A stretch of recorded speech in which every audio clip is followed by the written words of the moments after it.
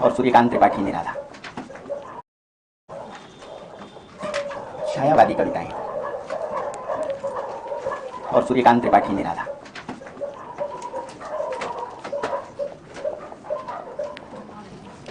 State PCS और IAS मिला करके लगभग 3 कविताएं पढ़नी है। कितनी पढ़नी है? 3। एक राम की शक्ति पूजा निराला की कविता में। दूसरी, अगर आप बिहार देने के इच्छुक हो या आईएएस में कुकुरमुत्ता है, ये राम की शक्ति पूजा आईएएस पीसीएस दोनों में है। और एक तीसरी कविता सरोज स्मृति। तो ये 3 कविताएं हैं निराला की, और हर साल मान के चलिए चाहे आप कुछ भी कर लें, इनमें से एक प्रश्न जरूर आता है, यानी व्याख्या और फुल प्रश्न लेकर के आप 40 नंबर के हकदार यूपीएससी में हैं, आईएएस की परीक्षा में, और लगभग 60 नंबर के हकदार बीपीएससी में, और लगभग 50 के हकदार यूपीपीसीएस में। तो आप अंदाज़ा लगा लीजिए कि कितने महत्वपूर्ण है निराला, और हर बार प्रश्न यहाँ से आते हैं। पहले जरा प्रश्नों को लिख लीजिए, क्या क्या प्रश्न आते हैं। पहला प्रश्न, छायावादी कविता की विशेषताओं के आधार पर, छायावादी कविता की विशेषताओं के आधार पर निराला की कविताओं की समीक्षा करें। छायावादी कविता की विशेषताओं के आधार पर निराला की कविताओं की समीक्षा करें।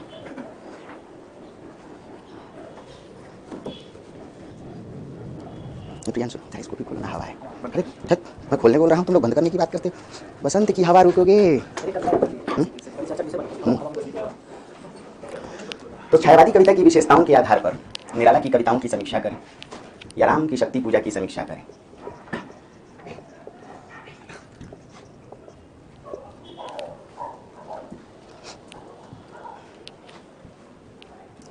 दूसरा प्रश्न, राम की शक्ति पूजा किन अर्थों में, राम की शक्ति पूजा किन अर्थों में राष्ट्रीय जागरण को उद्घाटित करने वाली कविता है।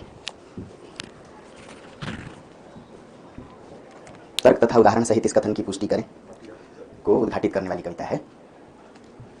तीसरा प्रश्न, उदाहरण सहित इस कथन की पुष्टि करें। तीसरा प्रश्न, राम की शक्ति पूजा एक द्वंद्व प्रधान कविता है। राम की शक्ति पूजा एक द्वंद्व प्रधान कविता है। समीक्षा करें या चर्चा करें।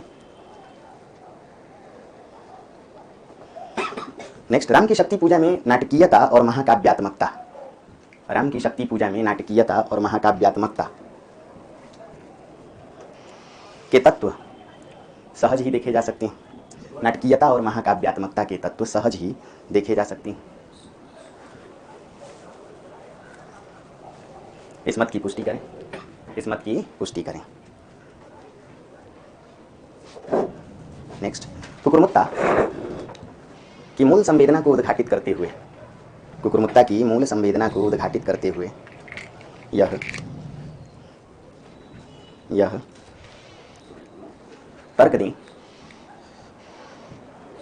कि कविता मार्क्सवाद के पक्ष में नहीं बल्कि मार्क्सवाद के विरोध में लिखी गई है। मार्क्सवाद के पक्ष में नहीं बल्कि मार्क्सवाद के विरोध में लिखी गई है। Full stop. इसका स्वर मार्क्सवादी नहीं बल्कि मानवतावादी है। इसका स्वर मार्क्सवादी नहीं बल्कि क्या है? मानवतावादी है। नेक्स्ट प्रश्न, राम की शक्ति पूजा और कुकुरमुत्ता के शिल्प पर तुलनात्मक चर्चा करें। राम की शक्ति पूजा और कुकुरमुत्ता के शिल्प पर तुलनात्मक चर्चा करें। शिल्प पर तुलनात्मक, दोनों कविताओं का अंतर क्या है? और आखिरी प्रश्न, सरोज स्मृति, सरोज स्मृति की मूल संवेदना को उद्घाटित करते हुए शोक गीत के तत्वों के आधार पर, शोक गीत के तत्वों के आधार पर इसकी समीक्षा करें। शोक गीत के तत्वों के आधार पर क्या करें? इसकी समीक्षा करें। एकदम छोटा बच्चा बन जाइए, जिसको ना समझ में आए 10 बार पूछे। बेटी है निराला की एकमात्र बेटी सरोज, 18 साल की। हाँ, सरोज का अर्थ कमल भी होता है। गुजर जाती है। हाँ, महान लोग ऐसे ही होते हैं। उन्हें अपनी पुत्री के दुलार में ही पत्नी याद आती है। कहते हैं, मेरे बसंत की प्रथम गीति, स्वर्गीय प्रिया संग जो गाया उसकी तुम वह थी। श्रृंगार रहा जो अमूर्त, उसी के मूर्त रूप तुम। पत्नी से प्रेम, पत्नी भी मर जाती है जल्दी। बेटी जब 1.5 साल की रहती है तो हाँ नानी के यहाँ, बहुत अच्छा। अब छेड़ना मत तुम लोग, हाँ मैं तुम लोगों को छेड़ूंगा, ठीक है।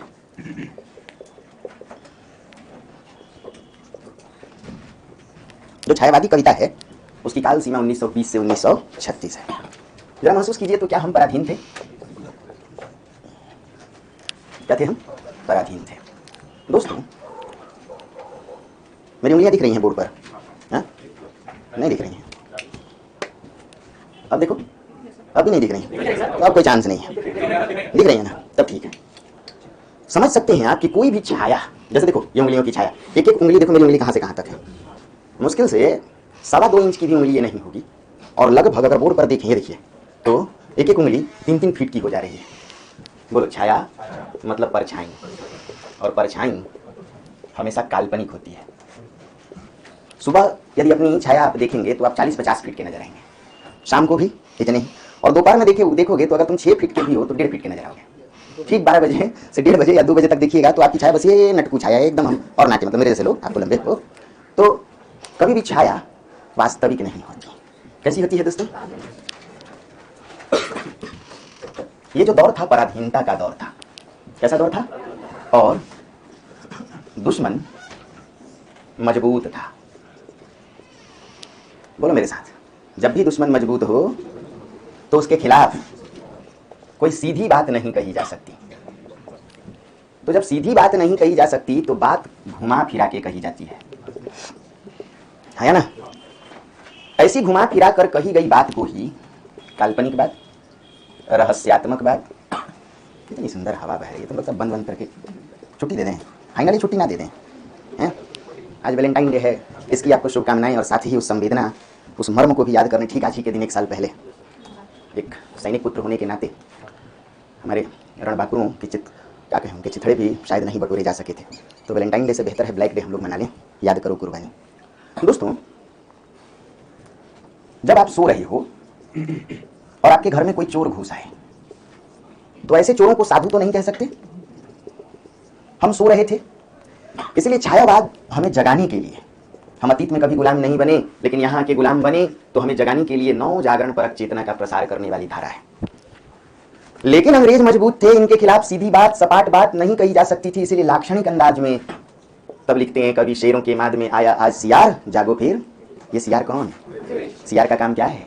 चुपके से सोते हुए शेर का शिकार चुरा ले जाना। और शेर का काम क्या है? अगर उसका पेट भरा हो तो दूसरे का खाना नहीं छीनता, है ना। मैंने सुना है किसी का जूठा भी नहीं खाता। अभी मत करना, डिस्कवरी में आजकल दिखाया जाता है जूठा भी खा लेता है।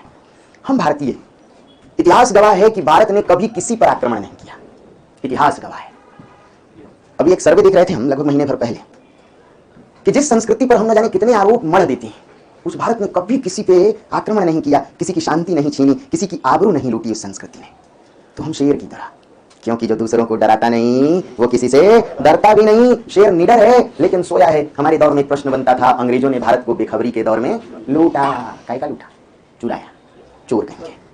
मतलब कि जब भी प्रतिपक्ष मजबूत हो तो उसके खिलाफ अपनी बात कहने के लिए लाक्षणिक शैली, कौन सी शैली? शेर का लक्षण क्या है? निडरता। सियार का लक्षण क्या है? मुर्दाखोरी। बोलो चोरी। क्या लक्षण है? चोरी। तो बोलो मेरे साथ, छायावादी कविताएं उस धारा की रचनाएं हैं जो अंग्रेजी पराधीनता के विरोध में नवजागरण परक चेतना के प्रसार के लिए काल्पनिक, रहस्यात्मक और लाक्षणिक शैली की कविताओं से जुड़ी हुई है। बोलो जब आदमी गुलाम होता है, जब आदमी कष्ट में होता है तो वह कल्पना में जीता है। काश कहीं ऐसा होता कि हमें भी आज़ादी मिल जाती। इसलिए इस दौर की कविताएं लिखी गई। हम पंछी उन्मुक्त गगन के हिजरबद्ध हो ना गा पाएंगे, हम बहता जल पीने वाले मर जाएंगे भूखे प्यासे, कहीं भली है कटुक निबौरी कनक कटोरी की मैदा से, कनक तिलियों से पंख टकराकर, पुलकित पंख टकराकर टूट जाएंगे। ये दौर था जब पराधीनता हमें जीने नहीं दे सकती थी और हम जीते जी मरना नहीं चाहते थे, घुट घुट करके। पराधीनता से बेहतर तो मौत, इसलिए हमने चुना स्वाधीनता, नवजागरण को। अरे दीपक तू क्या कर रही है? कब से भैया परेशान हो रहे हैं सब, जरा उठ के गेट उधर से लगा दे, इधर से लगा दे बेटा। यही काम तुम धीरे से उठ के जाके बोलाते तो सर पे गिरा लोगे। एक्स्ट्रा चेयर है वहां लगा दो। जिला कैसे संभालोगे, देश कैसे संभालोगे? सिर्फ फ्री की बिजली और फ्री के पानी पे वोट देने वालों, हर चीज मुफ्त खोली, बैठे रहें कोई आके कुछ कर जाए, पेशाब पैखाना करें कोई धो जाए, अरे परजीवियों, माना कलेक्टर बनते ही देश का खून पियोगे, अभी तो कुछ दिन मेहनत कर लो। एक चेयर लगा दो चुपचाप, किसी को बुला के, दीपक आया।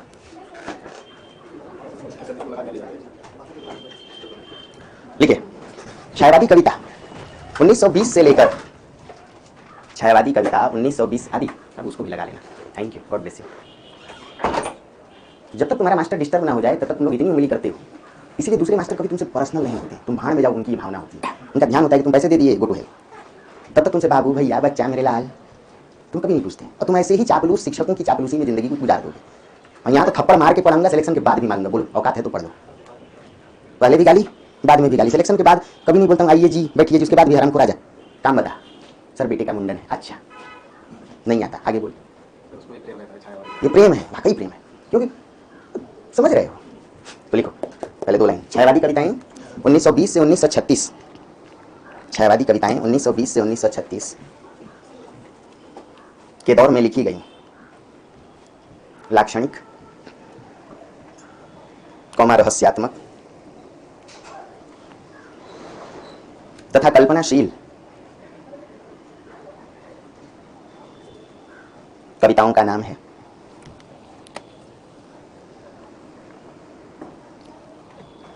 आचार्य शुक्ल ने छायावाद की परिभाषा में लिखा, आचार्य शुक्ल ने छायावाद की परिभाषा में लिखा कि छायावाद विषय वस्तु की दृष्टि से रहस्यात्मक, छायावाद विषय वस्तु की दृष्टि से रहस्यात्मक है तथा शैली की दृष्टि से लाक्षणिक है।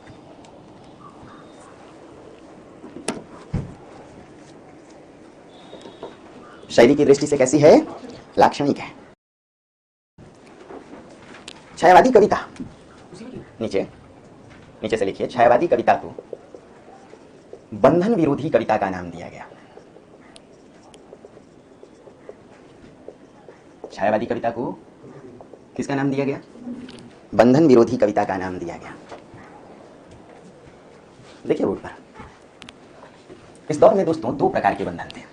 कितने बंधन थे? दो प्रकार के। एक बंधन था दोस्तों सामंती बंधन। कौन सा बंधन? और एक अंग्रेजी बंधन में हम जकड़े हुए थे, उसे नाम दिया गया औपनिवेशिक बंधन। क्या मतलब होता है? सामंती बंधन का अर्थ होता है जहां व्यक्ति के ऊपर समाज हो, व्यक्ति को सामाजिक नैतिकता का, धर्म का, बिरादरी का, पारिवारिक मूल्यों का अनिवार्यतः निर्वाह करना पड़े। अर्थात जहां व्यक्ति, बोलो मेरे साथ, जहां व्यक्ति स्वच्छंद नहीं हो सकता, अपने मन की नहीं कर सकता। शादी किसकी मर्जी से? दादाजी की मर्जी। पिताजी छोड़ो, दादाजी देख के भी नहीं आते थे बेटी या लड़की को किसी की, बस वचन दे देते थे। और उस समय के समाज का वचन कैसा था? प्राण जाए पर अब करना ही। इसलिए बोलो जहां पारिवारिक बंधन हो, बोलो जहां बिरादरी, धर्म, नैतिकता और समाज के बंधन हो, ऐसे बंधनों को ही सामंती बंधन कहते हैं। संयुक्त पारिवारिक व्यवस्था। घर का मुखिया डिसाइड करता था आप पहनेंगे क्या, आप खाएंगे क्या, कहाँ विवाह करेंगे और आप पढ़ेंगे क्या। एक ही में के सभी बच्चों के पैंट सिलवा दिए जाते थे, एक ही कपड़े की कमीज, पूरा घर नेशनल यूनिफॉर्म पहन के घूमता था, है ना? हाँ जी। तो बोलिए सामंती बंधन व्यक्ति को स्वच्छंद नहीं होने देते। सामंती बंधनों को तोड़कर ही पूंजीवाद आया। बोलो, अरे बोलो। इस पूंजीवाद ने मध्यम वर्ग को जन्म दिया, इस मध्यम वर्ग से ही व्यक्तिवाद आया। कौन आया? अर्थात सामंती बंधनों के विरोध में कौन आया? औपनिवेशिक बंधन यानी पराधीनता। इस पराधीनता के विरोध में नव जागरण परक चेतना आई। कौन सी चेतना आई? नव जागरण परक। इधर देख के जाया कीजिए, वो बच्चे परेशान होते हैं। बड़ा भाई सर्वहारा है। तुम लोग जिन संस्थाओं में जाते हो सब पैसे वाले लोग, तो उनकी हर चीज़ सुंदर होती है, और सर्वहारा की कुतिया भी कैसी होती है। बात समझ में आ रही है ना? तो आप देख ही रहे हैं, आपको बताने की जरूरत नहीं है। तो बोलो मेरे साथ, छायावादी कविता बंधन विरोधी कविता है। यहाँ दो प्रकार के बंधन थे, सामंती बंधन, औपनिवेशिक बंधन। सामंती बंधन के विरोध में क्या आया? व्यक्तिवाद। हाँ, पूंजीवाद सामंतवाद के विरोध में, और औपनिवेशिक बंधन के विरोध में। देखिए, यह समझा जा सकता है कि छायावादी रचनाओं ने सभी प्रकार के बंधनों का विरोध किया, चाहे वह भाव के स्तर पर बंधन हो या भाषा के स्तर पर, चाहे वो भाव के स्तर पर बंधन हो या भाषा के स्तर पर।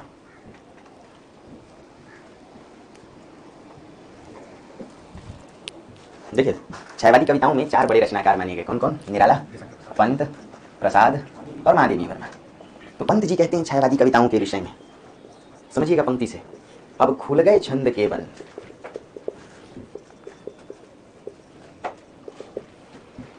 प्रास के रजत पास, वाणी हुई मुक्त और कविता आयास। पूरी बात कह दी उन्होंने, है ना। कहते हैं कि कविताओं में पहले से जो छंद चले आ रहे थे, उन छंद बद्धीय शैली का भी छायावाद में आकर के विरोध किया गया, इसलिए छंदों के बंधन भी खुल गए। प्रास यानी अनुप्रास अलंकार, पास यानी जाल, अलंकारों के जाल बंधन भी खुल गए। वाणी पर जो अब तक सामंती बंधन लगे थे, कैसे बंधन लगे थे? नैतिकता, तो वाणी भी अब बंधनों से मुक्त हो गई और कविता भी खुल गई, कविता अनायास हो गई। कवि के मन में जो आया वो कह चला, व्यक्तिवादी हो गया।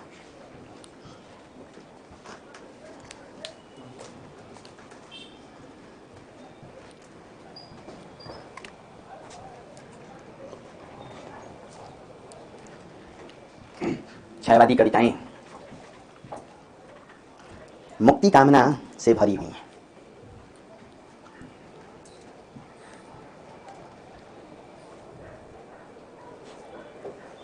मुक्ति कामना से, यही वजह है कि छायावाद को मानव मुक्ति, भाव मुक्ति और विश्व मुक्ति की कविता का नाम दिया गया। मानव मुक्ति, भाव मुक्ति और विश्व मुक्ति की कविता का नाम दिया गया। कुछ गाने सुने होंगे आप लोग, पंख होते तो उड़ आती। ये जो छायावादी कविताएं हैं वो पंखों की बात करती हैं। काश की मानव परिंदा होता, काश की उसे पर लगे होते, जहां मन वहां उड़ चलता। इसलिए छायावाद में जो कविताएं लिखी गई, पक्षियों पर, हवा पर, ध्यान से सुनना, आकाश पर, झरने पर, प्रकृति पर। इन कवियों ने देखा कि प्रकृति कैसे उन्मुक्त है, ये हवा, ये आंसू, ये झरने, ये बारिश, ये मौसम। काश की मनुष्य ऐसा ही आजाद होता, उन्मुक्त होता। बोलो, बंधन से मुक्ति, स्वच्छंद। बोलो, इसलिए छायावाद का एक नाम स्वच्छंदतावाद। क्या नाम है? स्वच्छंदतावाद। बंधन, बंधन से मुक्ति। बोलिए, नैतिक होना अर्थात बंधन में होना, नैतिकता विरोधी होना अर्थात बंधनों को नहीं मानना, अर्थात स्वच्छंद होना। जो भी मर्यादित होंगे वो समाज के बंधनों के दायरे में रहेंगे, और जो सामाजिक नैतिक बंधनों को नहीं मानते वही स्वच्छंद होती है। इसलिए छायावाद में स्वतंत्रता की कामना तो की गई, लेकिन व्यक्ति की भी कामना की गई। किसकी? इसलिए छायावाद स्वच्छंदतावाद है। अरे हाँ, है ना। देखिए, इस धारा की रचनाएं, इस धारा की रचनाएं सामंती बंधनों के विरोध में व्यक्तिवाद अथवा मैं शैली की बात करती हैं। इस धारा की रचनाएं सामंती बंधनों के विरोध में व्यक्तिवाद अथवा मैं शैली की बात करती हैं।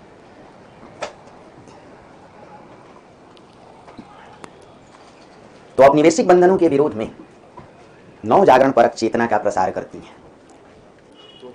औपनिवेशिक बंधनों के विरोध में नव जागरण परक चेतना का प्रसार करती हैं।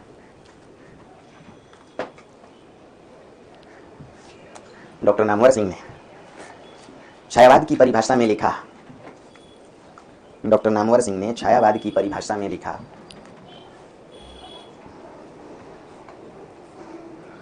पराधीनता के विरोध में छायावाद, पराधीनता के विरोध में छायावाद राष्ट्रीय सांस्कृतिक जागरण की साहित्यिक अभिव्यक्ति है। जागरण की साहित्यिक अभिव्यक्ति है। पराधीनता के विरोध में छायावाद राष्ट्रीय सांस्कृतिक जागरण की साहित्यिक अभिव्यक्ति है। अर्थात छायावाद साहित्य राष्ट्र को जगाता है। किसे जगाता है? समाज को जगाता है। किसके विरोध में? पराधीनता के विरोध में। नवजागरण का काम क्या है? किससे प्रेरणा लेना? अतीत से प्रेरणा लेना। इसका काम क्या है? जनता को जगाना। कैसे? झकझोर करके जगाना। तो अपनी अतीत की संस्कृति से प्रेरणा लेना यदि सांस्कृतिक जागरण है, तो यही पुनरुत्थानवाद भी अतीत के मूल्यों का फिर से उत्थान। एक सांस में पढ़िए, जो कुछ लिखे हो, ना समझ में आए तो बताइए। अभी पूरे डिटेल में ये आएगा। सैटरडे संडे वाली क्लास करते हो तो उसमें लगभग 20-25 क्लास बाद छायावाद पूरे विस्तार में आएगा। क्यों, कब, कहाँ, कैसे, किस लिए।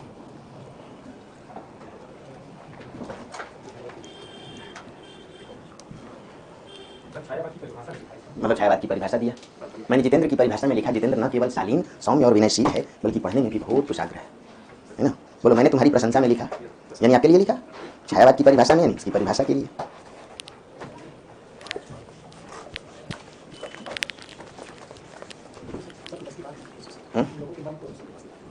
महान लोगों की बातें बहुत कम ही लोग समझते हैं, इसलिए तो कह दिया गया छायावाद गांधीवाद का साहित्यिक संस्करण है। गांधी को आज समझे लो। बहुत से लोग गांधी को नहीं जानते, इसलिए हम लोग जहाँ काम उठा के गांधी को भी गरियाने से नहीं चूकते। गांधी को समझने के लिए आपको रहस्यात्मक होना पड़ेगा, आपको आध्यात्मिक होना होगा। गांधी को समझने के लिए आपको गांधी का राम पद, धर्म पद, राजत्व पद समझना पड़ेगा। 3 साल पहले इसका निबंध है, पढ़ के देखो। गांधी का राम पद, गांधी का धर्म पद, गांधी का राजत्व पद समझना होगा। गांधी के राम राज्य को जो लोग समझते हैं कि गांधी राम राज्य से हिंदुत्व का परचम बुलंद कर रहे थे, वो 100% झूठे। जो लोग समझ रहे थे कि गांधी सिर्फ ईश्वरवादी थे, मानववादी नहीं थे, वो 2000% झूठे। गांधी ने तो ईश्वर की एकता स्थापित करके समाज की एकता, जो काम कबीर और तुलसी कर रहे हैं। अरे हाँ या ना, बहुत पहले कबीर और तुलसी ने जो काम किया था, तुलसी कहते हैं सिया राम मैं सब जग जानी, पूरे संसार को राम, और कबीर एक बूंद थे को बाभन को सुब्रा, वही काम गांधी कर रहे थे। क्या वैष्णव जन तो तेने कहिए पीर पराई जाने, वैष्णव हो नरसिंह मेहता उनकी बात उठा लेते हैं और फिर कहते हैं ईश्वर अल्लाह तेरू नाम। कबीर राम रहीम तो एक है। नहीं बात समझ में आई? इसलिए बोलो जो काम भक्ति आंदोलन ने किया वही काम स्वाधीनता आंदोलन ने किया। भक्ति आंदोलन में जो काम कबीर तुलसी ने किया वही काम स्वाधीनता आंदोलन में गांधी ने किया। इसलिए हिंदी साहित्य का प्रश्न ठीक पिछले साल, तुलसी आज भी प्रासंगिक है बोलो, और जीएस में यूपी में गांधी आज भी प्रासंगिक है। बस कला आनी चाहिए, उद्देश्य मानव मन, मानव पीर को समझना। अरे आया ना, समझोगे धीरे धीरे सारी बात आ जाएगी। आप लोग तो बस सत्यनारायण कथा सुनते रहिए, लास्ट में लड्डू भी मिलेगा, अंत में स्वाहा भी बोलेंगे और आहा भी बोलेंगे, है ना। बोलो छायावादी कविताएं, मुक्ति की कविताएं हैं। और हम लोग कविता क्या पढ़ने जा रहे हैं? सूर्यकांत त्रिपाठी निराला की। लिखिए निराला की कविता राम की शक्ति पूजा।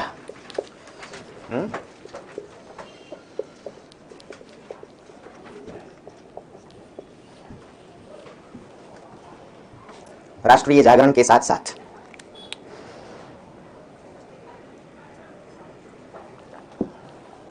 नारी मुक्ति की भी कविता है। राष्ट्रीय जागरण के प्रसार के साथ साथ नारी मुक्ति की भी कविता है। राष्ट्रीय जागरण के साथ साथ राम की शक्ति साधना, राम की शक्ति साधना कुछ और नहीं बल्कि सीता मुक्ति के प्रयोजन से है। राम की शक्ति साधना कुछ और नहीं बल्कि सीता मुक्ति के प्रयोजन से है। यह समझा जा सकता है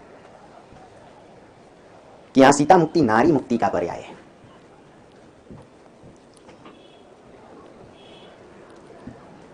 छायावादी रचनाकारों ने नारी मुक्ति का पर्याय है। छायावादी रचनाकारों ने इस बात को महसूस किया था कि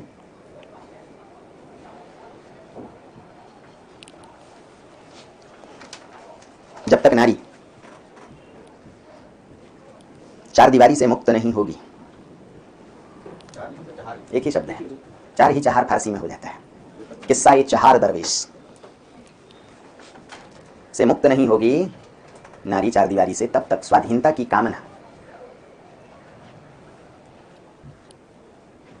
बनकर ही रह जाएगी। क्या बनकर रह जाएगी?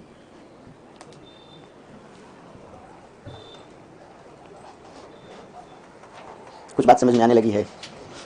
अरे हाँ या ना। इस कविता की कथा नीचे से, इस कविता की कथा ना तो वाल्मीकि रामायण से ली गई है और ना ही तुलसी की रचना रामचरितमानस से, बल्कि तुलसी की रचना रामचरितमानस से, बल्कि यह कथा तो कृतिवास ओझा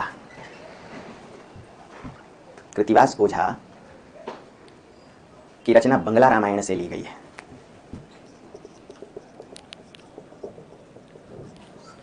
किससे ली गई है? की रचना बंगला रामायण, ऐसे लिखिएगा, बंगला, बांग्ला बंगाली कुछ मत लिख देना, बंगला शब्द होता है। आपको मालूम है निराला के पिताजी बंगाल महिषा दल में काम करते थे, वहां पुलिस सेवा को, अंग्रेजी पुलिस सेवा को कहते थे। 7वीं पढ़ने के बाद निराला कुश्ती लड़ते थे, बंगाल में भी गंगा बहती है, हुगली बोलते हो, लंबे लंबे बाल रखते थे, पहलवानी करते थे, सतुआ खाते थे। क्या खाते थे? यूपी उन्नाव के थे, लेकिन बंगाल में पिताजी नौकरी करते थे। हाँ सतुआ अच्छा लगता है? हाँ अच्छा ही लगेगा, बिहारी हॉर्लिक्स है जी सतुआ। तो किसी को उठा के पटक देते थे। उन्हें ये बात खल गई कि अंग्रेज हमारे ही देश में हम पर ही शासन कर रहे हैं, हमारी धन संपत्ति का दोहन करके हम ही आंख दिखा रहे हैं। इन्होंने वहीं बगावत कर दिया। दौड़ाई पुलिस, लंबे चौड़े थे, पहलवान थे ही, नदी किनारे का आदमी तैराक होगा ही, कूदे गंगा में और सीधे डुबकी लगा के निकले होंगे उत्तर प्रदेश। ऐसा नहीं कहीं बंगाल में निकल के भागे होंगे। तो निराला की कविताओं पर बंगला संस्कृति का अटूट प्रभाव रहा है। इसलिए इस कविता में उन्होंने जिस दुर्गा की चर्चा की वो अष्टभुज नहीं 10 भुज है। पूरे उत्तर भारत में जहाँ जहाँ हिंदी बोली जाती है दुर्गा की 8 भुजाएं होती हैं और बंगाल में दुर्गा 10 भुज। तो कविता की कथा किस रामायण से ली गई है? यह कथा संकेत देती है कि राम सीता मुक्ति के लिए रावण से युद्ध कर रहे,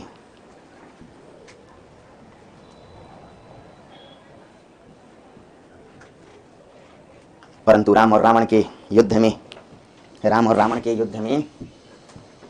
रावण उन पर भारी पड़ता है। रावण उन पर भारी पड़ता है। ऐसा इसलिए नहीं कि रावण अधिक पराक्रमी है। देखना आज जो बच्चा लोग दौर चल रहा है, हर जगह रावण राम पर भारी है, हर जगह। इसलिए कविता आज भी प्रासंगिक है। ऐसा नहीं कि रावण राम से अधिक पराक्रमी है, बल्कि रावण के पक्ष में महाशक्ति दुर्गा स्वयं खड़ी है। रावण किसकी भक्ति कर रहा था? शिव की पत्नी कौन? शक्ति, पार्वती, दुर्गा। तो हस्बैंड जिधर उधर वाइफ, हस्बैंड जिधर उधर वाइफ। अरे हाँ या ना, हस्बैंड गुमराह तो वाइफ गुमराह नहीं होगी। इसलिए महाशक्ति दुर्गा ने रावण का पक्ष लिया। राम रो पड़ती है, राम बिफर पड़ती है, कहती कैसी विडंबना है। रावण अधर्मरत होकर भी तुम्हारा हुआ अपना, मैं हुआ अपर और मैं पराया हो गया। शक्ति का खेल समर यह शंकर शंकर, हे शिव जी अब तो तुम ही रक्षा करो। राम रो पड़ती है, कहते अन्याय जिधर है शक्ति उधर। ये अत्याचारी अपराधी के पक्ष में माता दुर्गा खड़ी है। महाशक्ति दुर्गा महाशक्ति है। जब महाशक्तियां स्वयं अपराधियों को संरक्षण देने लग जाएं तो क्या होगा? आज राजनीति में कोई भी दल हो ये नहीं कह पा रहा है। कल परसों कोर्ट ने एक सर्कुलर जारी किया है कि भाई अगर कोई भी अपराधी प्रत्याशी को आप खड़े कर रहे हैं तो आपको ब्यौरा देना पड़ेगा। क्यों निरपराध लोग ने? आज की महाशक्ति राजनीति में किसमें? आज की महाशक्ति कौन है? लोकतंत्र। और लोकतंत्र के द्वारा किसे संरक्षण दिया जा रहा है? अपराधियों को, जनता को। काय का संरक्षण?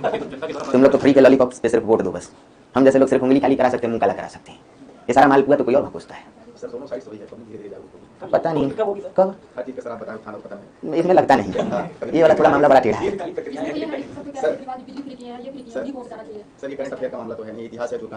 दूर दूर तक चलने दो इसे। बोलो मेरे साथ, अपराधी शक्तियां, स्वार्थी शक्तियां तात्कालिक हितों को ध्यान में रखकर तुरंत एकजुट हो जाती हैं। मानवीय शक्तियां स्वार्थ प्रेरित नहीं होती, कोई लालच नहीं होता, इसलिए हम तुम एकजुट नहीं होते। कहाँ सर्वहारा एकजुट होता है? कभी अगर आपको दिख भी जाए कि उसमें एकजुटता है तो समझना जरूर कोई लाभ है। किसी ने नेताओं को बरगला रखा है और नेताओं ने सीधे साधे लोगों को, वरना जनता बहुत जल्दी किसी की सुनती नहीं, क्योंकि ना तो हम खून खराबा अपराध करते हैं, ना हमें किसी नेता मंत्री के संरक्षण की जरूरत है। ये कविता संकेत देती है कि रावण जैसे अपराधियों में एकजुटता होती है। आम आदमी कहाँ एकजुट? कहाँ तुम एकजुट हो? कोई तात्कालिक लाभ हो तो आपराधिक शक्तियां एक हो जाती हैं। आम आदमी को लगता है कि ना किसी का लेना ना किसी का देना। हम लोग तो सीधे डायलॉग देते हैं, तेरे दरवाजे पे थूकने भी नहीं आएंगे। बोलो, हमारा तो डायलॉग है, तू राजा होगा तो अपने घर का। हमारा डायलॉग है, बड़ा नेता होगा अपने घर का। इसलिए आम आदमी में एकजुटता नहीं होती है बच्चों। कभी अगर आपको कभी हम भीड़ में दिख भी जाएं तो समझना हमारे नेताओं की महिमा है ना, जिनके बहकावे में हम आ गए। वास्तव में ना तो हम एजेंडे से सामने आए ना मुद्दे से सामने आए। क्यों आ गए? पूछो क्यों आया? ये आया इसलिए। तू क्यों आया? ये आया इसलिए। पड़ोसी आया। हमारा तो कोई मुद्दा ही नहीं, ना हमारे लिए कोई लाभ स्वार्थ है, क्योंकि हमारे पास फुर्सत भी नहीं है। हम घर के बर्तन मांजें कि हड़ताल करें? बताओ। मेरा भी मन होता है रामलीला ग्राउंड में जाकर के एक दिन भारत माता की जय बोलाऊं, पर जैसे सोचता हूँ भारत माता की जय, वैसे साधना माता बुरा मान जाती है। और साधना माता अगर बुरा मान गई तो अन्नपूर्णा माता का क्या होगा? आम आदमी कभी एकजुट हो ही नहीं सकता। हम लोग तो कतरा जाते हैं। अगर कोई आपको लेके चले कि चलो भाई वहाँ एक धरना प्रदर्शन है, तो आप तुरंत कन्नी काट के निकल गए, पेट में बहुत दर्द है भाई साहब, बेटी की सगाई है। अगर वो भी बहाना ना मिले, वाइफ बीमार है, हम लोग हर बात में पत्नी को बीमार डालते हैं, जबकि बेचारी घर में खूब आराम से टीवी देख रही होती है। नहीं जाना चाहते। लेकिन अब यहाँ से समझना, बल्कि क्या लिखे हो? महाशक्ति दुर्गा। हाँ, यह कविता युद्ध की पृष्ठभूमि में, यह कविता युद्ध की पृष्ठभूमि में शाश्वत मूल्यों की प्रतिष्ठा करती है। युद्ध की पृष्ठभूमि में किन मूल्यों की प्रतिष्ठा करती है? शाश्वत कैसे लिखेंगे? संयम वाला सा ऐसे लिखेंगे ना। जो मूल्य कभी भी खत्म ना हो उन्हें क्या कहते हैं? अर्थात प्रत्येक युग में ध्यान से सुनना और सब अपने अपने भीतर आज हम लोग झांकेंगे। ये कविता क्या हमारे लिए लिखी गई या किसी और के लिए? बिल्कुल हम सब।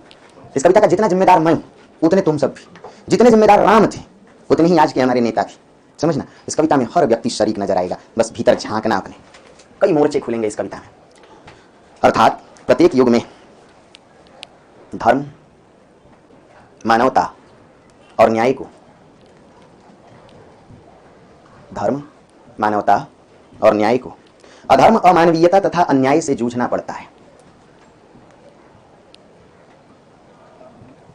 अधर्म, अमानवीयता तथा अन्याय से जूझना पड़ता है तथा विडंबना यह है, विडंबना यह है कि मानवीय न्यायपरक शक्तियां, मानवीय न्यायपरक शक्तियां न्याय के लिए तरसती रह जाती हैं, कटघरे में खड़ी रह जाती हैं।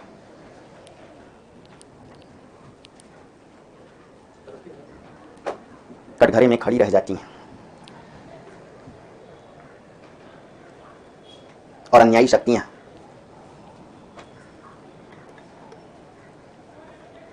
महाशक्तियों का संरक्षण पाकर बरी हो जाती हैं।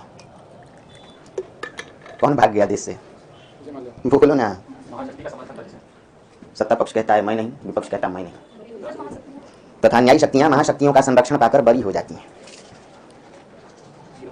कई नाम है, नाम मैंने तो कहा सब भीतर झांको, जितना जीएस लिखना है लिख लो इस कविता से, बस डायलॉग पकड़े रहना है ना। बोलो मेरे साथ, यह कविता युद्ध की पृष्ठभूमि में शाश्वत मूल्यों की स्थापना करती है कि प्रत्येक युग में धर्म को अधर्म के खिलाफ जूझना पड़ा है और अधर्म के संरक्षण में महाशक्तियां खड़ी हो जाती हैं, जबकि धर्म, न्याय और मानवता बेचारी टुकुर टुकुर देखने वाली शक्तियां कटघरे में खड़ी तरसते रह जाती हैं, सत्य के लिए लड़ते रह जाते हैं, है ना। इस कविता के नायक राम, इस कविता के नायक राम की निराशा का कारण भी यही है।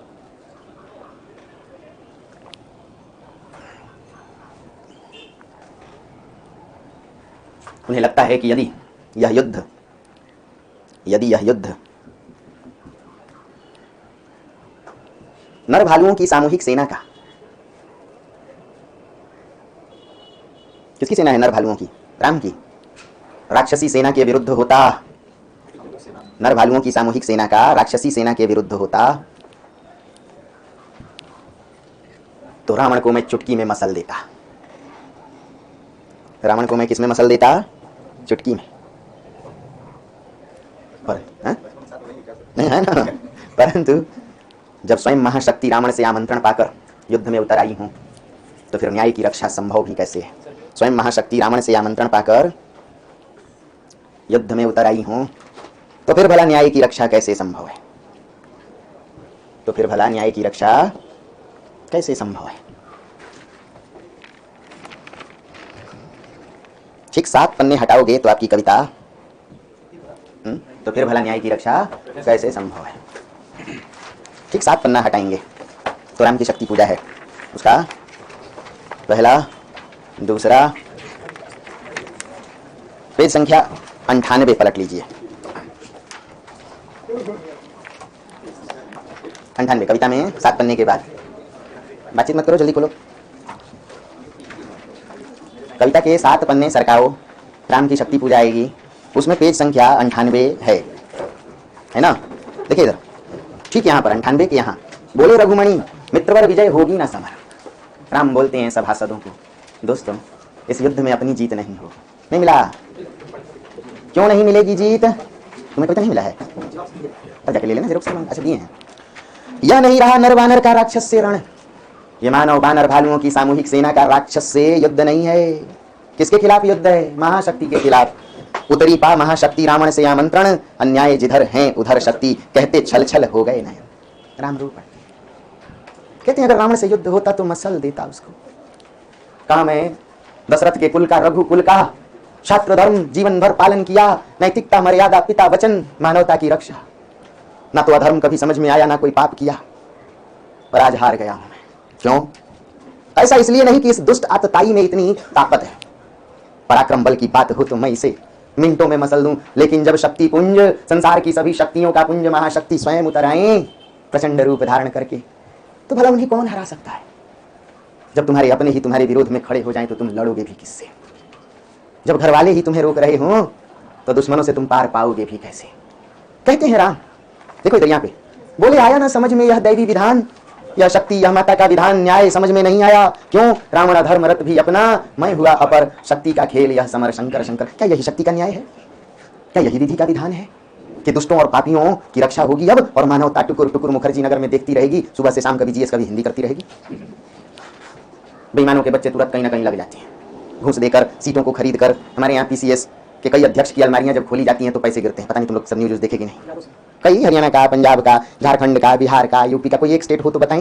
ये कविता शाश्वत मूल्य की बात करती, कोई एक नहीं। एमपी में 8 लोग पकड़े गए थे। लो एक एमपी भी लो, थोड़ी देर में छत्तीसगढ़ वाले भी बताएंगे। तो अमानवीय शक्तियां मालपुए फकोस रही हैं और मानवीय शक्तियां चश्मा टांग करके एमपी से दिल्ली, दिल्ली से बिहार कर रही हैं। अरे हाँ ना, समझ रहे हो? हम तुम तो बस फ्री के लॉलीपॉप पे जीने वाले लोग हैं। एक को फ्री कर दिया, दूसरे गरीब भाई से तिगुना वसूल लिया। कभी समझे हो? तुम्हारा तो मान लो 100 रुपया फ्री, लेकिन इस बड़े गरीब भाई को जिसका बिल आना चाहिए 200 थोप दिया 1500। कहाँ से लाएं? ऊपर से तुम भी कंसेशन मांग लेते हो। नहीं बात समझ में आई? मिलजुल करके पीछे जा रहे हैं। अगर तुम एक बच रहे हो तो तुम्हारा बड़ा भाई पीछा जा रहा है, मुक्त कैसे हो? समझ रहे हो? तुम्हें अगर यहाँ मैं कंसेशन दे रहा हूँ तो समझ लेना पिताजी को कोई ना कोई लूट रहा है। हम तो बकरी के खुर इतने पानी में 100-100 गोते लगाते हैं। क्या कहता है हरिजन गाथा में? तो समझने लायक है। पहले दोनों कविता लिखो, बाद में बढ़ते हैं। कहाँ से कहाँ तक लिखोगे? बोले रघुमणि से लेकर के, है ना, आमंत्रण तक। अगर मन है वहां तक लिखो, ना लिखोगे तो दूसरी बात लिखाएंगे। और इधर लिखना, बोले आया ना समझ में यह दैवी विधान, है ना, रावण धर्मरत भी अपना। और उसके नीचे देखना 2 लाइन और है, देखा, बोलो मेरे साथ, है महाशक्ति रावण को लिए अंक, अरे महाशक्ति दुर्गा ने खुलेआम रावण जैसे कलंक को गोद में संरक्षण दिया है। जब तुम देखते हो हमारे प्रांतों में केंद्र स्तर पे, चाहे विधायक हो चाहे सांसद हो, कोई किसी परिवार को जलाने वाला है तो कोई किसी को जिंदा जलाने वाला है, कोई छोटा है तो कोई बड़ा है। इशारा समझ रहे हो? कोई मुख्तार है, अभी नहीं समझे, तो कोई लल्लू है। हम लोग चुपचाप टुकुर टुकुर देखते रहते हैं कि क्या राजनीति में ऐसे ही लोगों को संरक्षण मिलेगा? क्या ऐसे लोग ही आएंगे? तो राम रो पड़ते हैं, देखा है महाशक्ति रावण को लिए अंक, लांछन को लिए जैसे शशांक नभ में अशंक। शशांक यानी चंद्रमा, जैसे चंद्रमा खुले आकाश में काले धब्बों को धारण करता है, वैसे ही रावण रूपी धब्बों को महाशक्ति अपनी गोद में संरक्षण। तीनों लिख लोगे? बोले रघुमणि से लेकर के छल छल हो गए नयन तक। कितने लोगों को समझ में आने लगा कविता किधर जा रही है ना?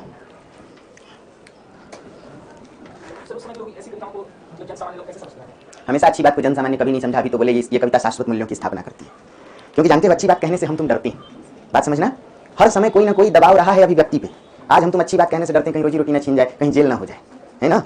इसलिए अच्छी बात को कहने के लिए लाक्षणिक शैली का इस्तेमाल किया जाता है। किस शैली का?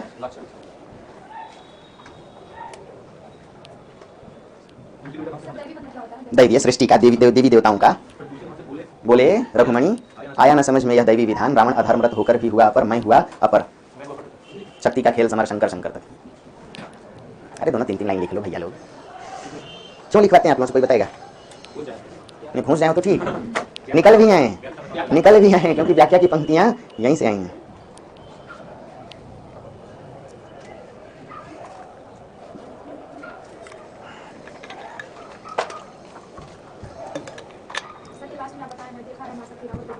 हाँ उसको भी लिखिए ना, कि महाशक्ति ने रावण रूपी कलंक को ठीक उसी प्रकार धारण किया है जिस प्रकार चंद्रमा खुले आकाश में धब्बों को। हो गया?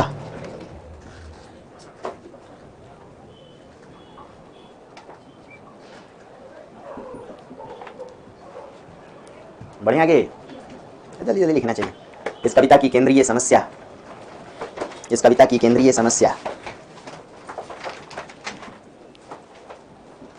सिंगल इन्वर्टेड कॉमा में लिखिएगा। कविता में है देखो, अन्याय जिधर हैं उधर शक्ति की रही है। इस कविता की केंद्रीय समस्या अन्याय जिधर हैं उधर शक्ति की रही है।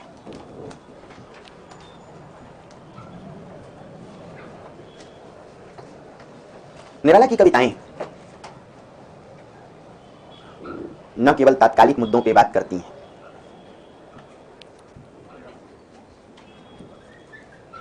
निराला की कविताएं न केवल तात्कालिक मुद्दों की बात करती हैं, बल्कि प्रत्येक युग के लिए प्रासंगिक शाश्वत मूल्यों की बात करती हैं। जो सभी युग में चले उसे शाश्वत, हाँ, प्रत्येक युग के लिए प्रासंगिक शाश्वत मूल्यों की स्थापना करती हैं।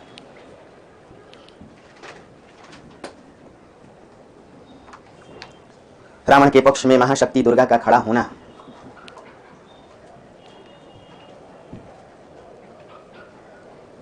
आज की व्यवस्था के लिए भी प्रासंगिक है।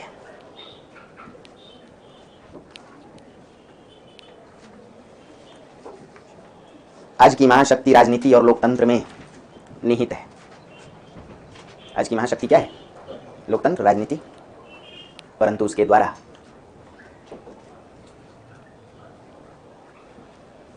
अपराधियों और अत्याचारियों को संरक्षण दिया जा रहा है। अत्याचारियों को संरक्षण दिया जा रहा है। उपन्यास महाभोज कोई पढ़ा है? आपके सिलेबस में है। अपराधी जोरावर मुख्यमंत्री दास साहब के संरक्षण से बच जाता है और निरपराध बिंदा बिना किसी कसूर के हत्या के अपराध में जेल भेज दिया जाता है। आप ही के सिलेबस में ये महाभोज है। मनु भंडारी एक बात लिखती, राजनीति और इंसानियत में बैर है, कुर्सी के पाए इंसानियत की खाद पर ही अच्छी तरह पनपती है। फिर लिखती हैं, ढोल पीटने और दुहाई देने के लिए तो लोकतंत्र है, पर लोग बेमानी और तंत्र मुट्ठी भर लोगों की मनमानी। ये बात समझ में आई? तो नीचे यह रचना निराशा और अंधकार से शुरू होती है, परंतु आशा और उम्मीद की किरण में खत्म होती है, और उम्मीद की किरण में खत्म होती है। देखो कविता एकदम खोल के, पहली पंक्ति, रवि हुआ अस्त। रवि हुआ अस्त यानी सूर्य डूब गया। छायावादी कविताएं सूर्य के डूबने, रात के होने या उषा के आने, बोलो बीती विभावरी जागरी। सूर्य का डूबना, गर्दन उठाओ, पराधीनता का परिचय, उजाला का खत्म हो जाना, स्वाधीनता का खत्म हो जाना। बात समझिए, अंग्रेजों ने दावा किया था कि अंग्रेजी साम्राज्य का सूर्य कभी, लेकिन उन्होंने हमारे सूर्य को ढांक लिया था। इसलिए कविता शुरू होती है रवि हुआ अस्त। अब एकदम लास्ट में पलटो, होगी जय हे पुरुषोत्तम नवीन। अंततः महाशक्ति रावण को विजय घोष का आशीर्वाद देती हैं कि हे राम, अब तुम सिर्फ मर्यादित राम नहीं हो, अब तुम नवीन पुरुषोत्तम हो। कैसे पुरुषोत्तम हो? तुम्हारे पास बौद्धिकता भी है, तुम्हारे पास आध्यात्मिकता भी है, तुम भावना और बौद्धिकता से सतत विकास को समझने वाले राम हो। इसलिए हे मेरे आज के राम, निराश मत होना, बस विजय होने वाली है, जीत मिलने वाली है, लेकिन उसके लिए करनी पड़ेगी क्या? ये कौन सी शक्ति है? ये शक्ति देवी दुर्गा तो है ही, आपके भीतर भी बसी हुई शक्ति है। बोलो, मन को बांधना ही शक्ति है, हृदय और बुद्धि दोनों के भटकाव को रोकना ही शक्ति है, मन को एकाग्र करना ही शक्ति है। और जिस दिन आप अपनी प्रकृति पर काबू पा लेंगे, उस दिन शक्ति की साधना पूरी हो जाएगी। तो कविता में कई लक्ष्य हैं, एक एक करके उनको खोलते जाइए, देखते जाइए। देखिए, इस कविता का भाव संसार, इसी में लिखना,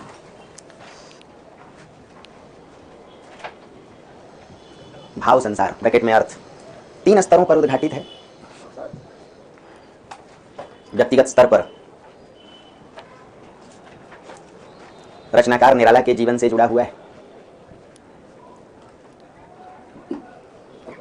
व्यक्तिगत स्तर पर रचनाकार निराला से जुड़ा हुआ है। सामाजिक राष्ट्रीय स्तर पर नवजागरण परक चेतना से जुड़ा हुआ है, तथा दार्शनिक स्तर पर सत्यमेव जयते की प्रक्रिया से जुड़ा हुआ है।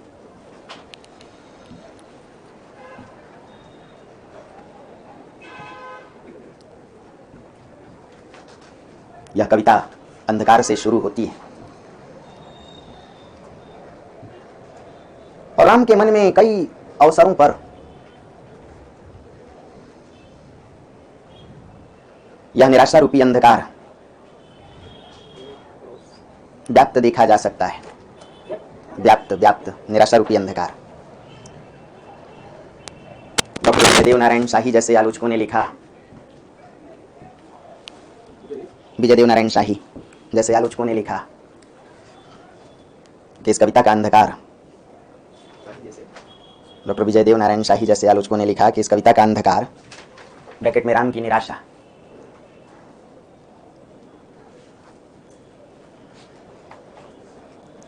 स्वाधीनता आंदोलनों में लड़ रही राष्ट्रीय जनता की निराशा का परिचायक है। राष्ट्रीय जनता की निराशा का परिचायक है।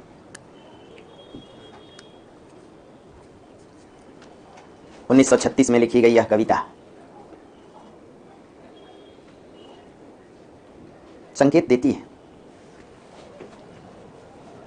कि राष्ट्रीय जनता स्वाधीनता आंदोलनों में मिली एक पर एक हार के कारण अवसाद और निराशा से भर उठी थी। राष्ट्रीय जनता स्वाधीनता आंदोलनों में मिली एक पर एक हार के कारण अवसाद और किससे भर उठी थी? निराशा से। बात समझ में आ रही है? असहयोग आंदोलन, राष्ट्रीय जनता ने अपना सब कुछ, तन मन धन सब सौंप दिया, नौकरी चाकरी छोड़ के, स्टूडेंट स्कूल कॉलेज छोड़ के कूद गए, लेकिन अंततः क्या मिली उसमें? 1857 है ना, सविनय अवज्ञा, गोलमेज सम्मेलन, इरविन पैक्ट, चंद्रशेखर आजाद की मौत, भगत सिंह, राजगुरु, सुखदेव की फांसी, सभी स्तर पर राष्ट्रीय जनता सिर्फ हार रही थी। इसलिए जैसे राम कहते हैं मित्रवर विजय होगी ना समर, राष्ट्रीय जनता को भी लगने लगा था कि अब अंग्रेजों से हम जीत नहीं पाएंगे। जिस प्रकार राम, इसी में लेंगे, जिस प्रकार राम, तुम लोग फिर अपनी कॉपी बदल लिए हो, तुम तो सुधरोगे नहीं। कल से अगर घुस गई तो मेरा एक दूसरा रूप है यमराज का। मतलब तुम कौन सी माटी, कौन सा पानी पी के आए हो भाई साहब? अरे कोई इतनी मेहनत नहीं कराता एक एक लाइन तो कविता पढ़ा के व्याख्या लिखाएंगे, क्यों किसी पापी के हवाले सब मेहनत करना चाह रहे हो? ले लो फ्री में कॉपी, मत दो पैसे। कहा तो कि तुम्हारे 200 बच्चे तुम्हें 1,500 देने को तैयार, आगे बोलो दे रहा हूँ। बिना कॉपी के कल से घुसना भी मत, शौक नहीं है। मैं पैरासाइट्स को पढ़ाने के लिए नहीं उतार लिया हूँ। बिना कॉपी, वहाँ कॉपी है ना? कितने लोगों के हाथ में आज कॉपी नहीं है? यहाँ वाली कॉपी नहीं है, नहीं है वो कॉपी वहाँ से लेके लिखिएगा। और जो लोग ये तो सास बेटा तेरे से हम 5 बार ये बात बोल चुके हैं, इसका अर्थ तो जानती है, सर पैर नहीं, पर और सर ये दोनों से कह पड़ती हैं मित्रवर विजय होगी ना समर। उसी प्रकार जिस प्रकार राम अपनी निराशा में यह कह पड़ती हैं मित्रवर विजय होगी ना समर, उसी प्रकार राष्ट्रीय जनता भी यह मान बैठी थी कि शायद अंग्रेजी पराधीनता से मुक्ति अब संभव नहीं है। अंग्रेजी पराधीनता से मुक्ति अब संभव नहीं है। कितनी बात समझ में आ रही है? आ रही है? अभी तो कविता खुलेगी, नीचे लिख के छोड़ना सोमवार के लिए। कल आप लोगों को तुलसी पढ़ाएंगे, क्लास मिस नहीं करना वरना बहुत कुछ मिस करोगे। सेम टाइम 9:30 से। देखिए यह कविता प्रतीकात्मक है, सोमवार को समझाइएगा मुझे। पैराग्राफ चेंज करके लिख के छोड़ दो, यह कविता प्रतीकात्मक है। बिना कॉपी के खबरदार कल से कोई क्लास में घुसा।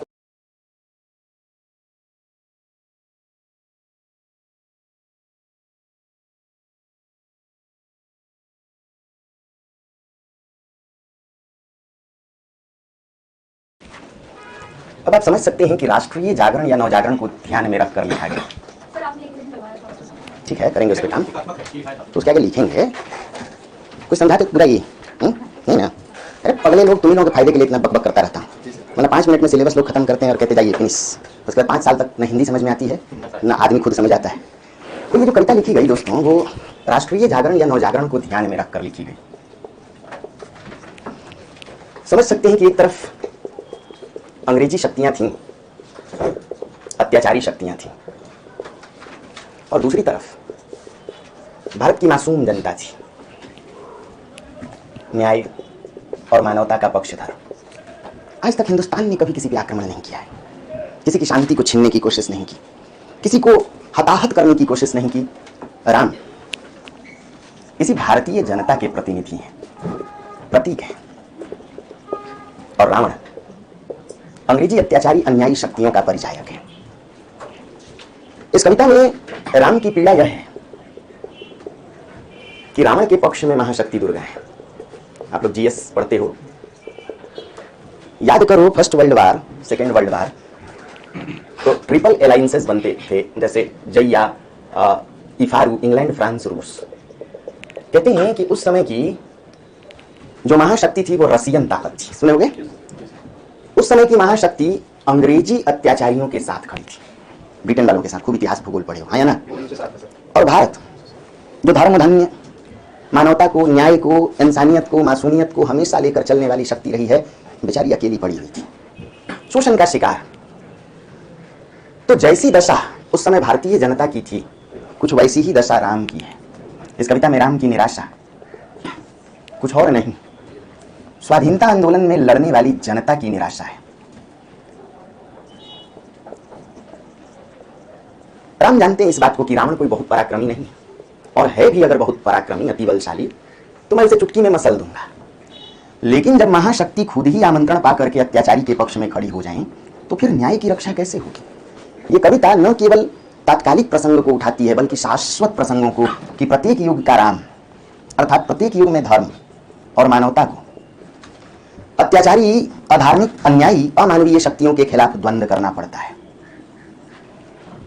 और पीड़ा आज भी उतनी ही है कि आज महाशक्ति राजनीति और लोकतंत्र में है।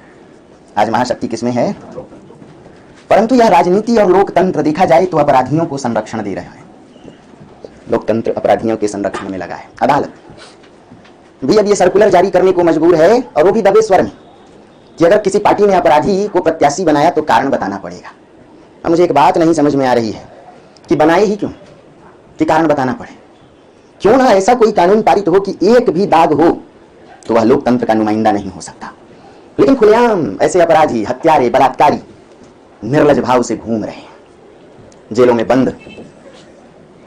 ये लोगों के खून के प्यासे जेल में बैठे बैठे ही न जाने कितने सेल चला रहे हैं, और वहीं से बैठे बैठे लोकतंत्र की अमर्यादित परिभाषा को गढ़ने को आतुर हैं। जेल में बैठे बैठे ही चुनाव जीत जा रहे हैं।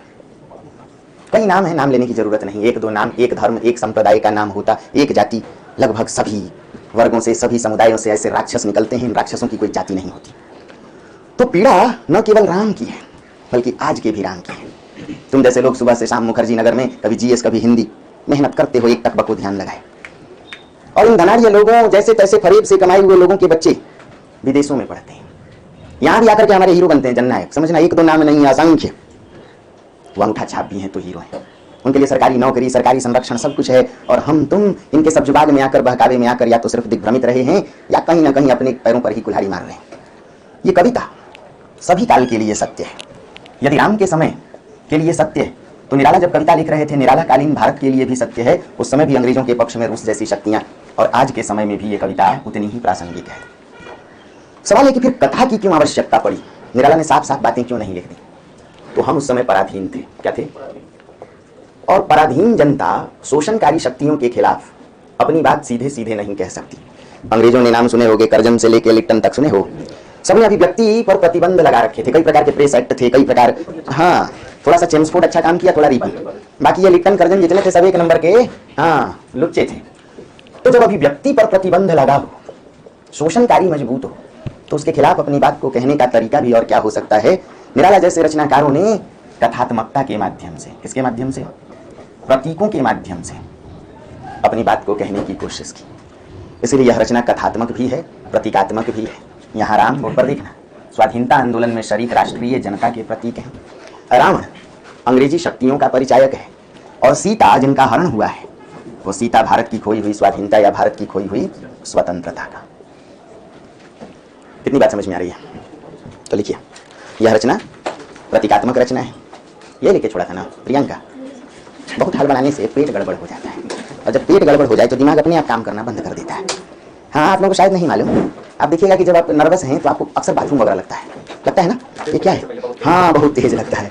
इसीलिए हड़बड़ाने की तो कोई ज़रूरत ही नहीं है। खूब इत्मीनान से धीरे धीरे, जब मुझे परवाह नहीं है कि कितना समय लग रहा है तो तुम्हें क्यों परवाह है? बिल्कुल परवाह मत करो। एक एक बात को सिर्फ दिलो दिमाग में बांधो, बैठाओ, लिखो, सुनो, फिर लिखो। तो राम की शक्ति पूजा कैसी है? प्रतीकात्मक कविता है। प्रतीकात्मक बड़ी इसे लिखेंगे। कैसे लिखेंगे? बोलो, प्रति जोड़ इक, छोटी छोटी मिलके बड़ी, प्रतीकात्मक रचना है। यहाँ राम स्वाधीनता आंदोलन शामिल, स्वाधीनता आंदोलन में शामिल राष्ट्रीय जनता के प्रतीक हैं।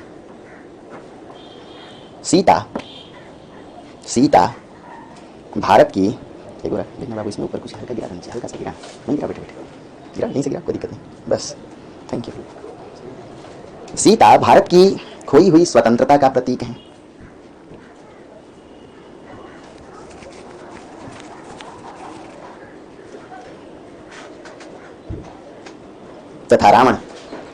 तथा रावण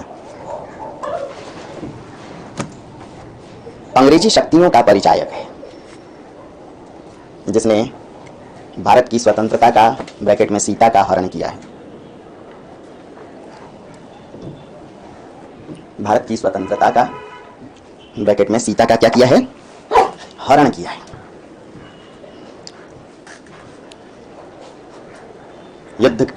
युद्ध के पहले दिन रावण के आगे राम के सभी अस्त्र शस्त्र विफल हो जाते हैं।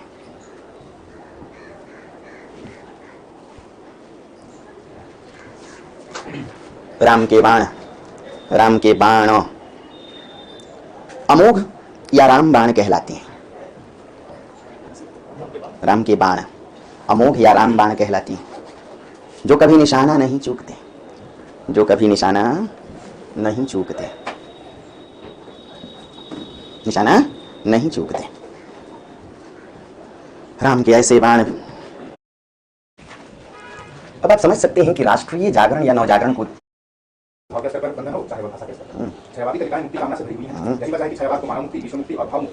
पंत जी ने कहा कि छायावाद मानव मुक्ति, विश्व मुक्ति और भाव मुक्ति की कविता है। मुक्ति के लिए इसमें छटपटाहट है। ये बंधन विरोध की कविता है, नहीं सहेंगे बंधन। कई गाने बने, सारे नियम तोड़ दो, सारे बंधन तोड़ दो। अब आप समझ सकते हैं कि राष्ट्रीय जागरण चूकते शरीक राष्ट्रीय जनता के प्रतीक हैं। रावण अंग्रेजी शक्तियों का परिचायक है और सीता जिनका हरण हुआ है वो सीता भारत की खोई हुई स्वाधीनता या भारत की खोई हुई स्वतंत्रता का। कितनी बात समझ में आ रही है? तो लिखिए, यह रचना प्रतीकात्मक रचना है। अपने पैरों पर ही कुल्हाड़ी मार रहे हैं। नहीं समझ में आ रही है कि बनाए ही क्यों, कि कारण बताना पड़े। क्यों ना ऐसा कोई कानून पारित हो कि एक भी दाग हो तो वह लोकतंत्र का नुमाइंदा नहीं हो सकता। लेकिन खुलेआम ऐसे अपराधी, हत्यारे, बलात्कारी निर्लज भाव से घूम रहे हैं जेलों में बंद। ये लोगों के खून के प्यासे जेल में बैठे बैठे ही न जाने कितने सेल चला रहे हैं और वहीं से बैठे बैठे लोकतंत्र की अमर्यादित परिभाषा को गढ़ने को आतुर हैं। जेल में बैठे बैठे ही चुनाव जीत जा रहे हैं। कई नाम है, नाम लेने की जरूरत नहीं। एक दो नाम, एक धर्म, एक संप्रदाय का नाम होता, एक जाति। लगभग सभी वर्गों से, सभी समुदायों से ऐसे राक्षस निकलते हैं। इन राक्षसों की कोई जाति नहीं होती। तो पीड़ा न केवल राम की है बल्कि आज के भी राम की है। तुम जैसे लोग सुबह से शाम मुखर्जी नगर में कभी जीएस कभी हिंदी मेहनत करते हो, एक टक को ध्यान लगाए।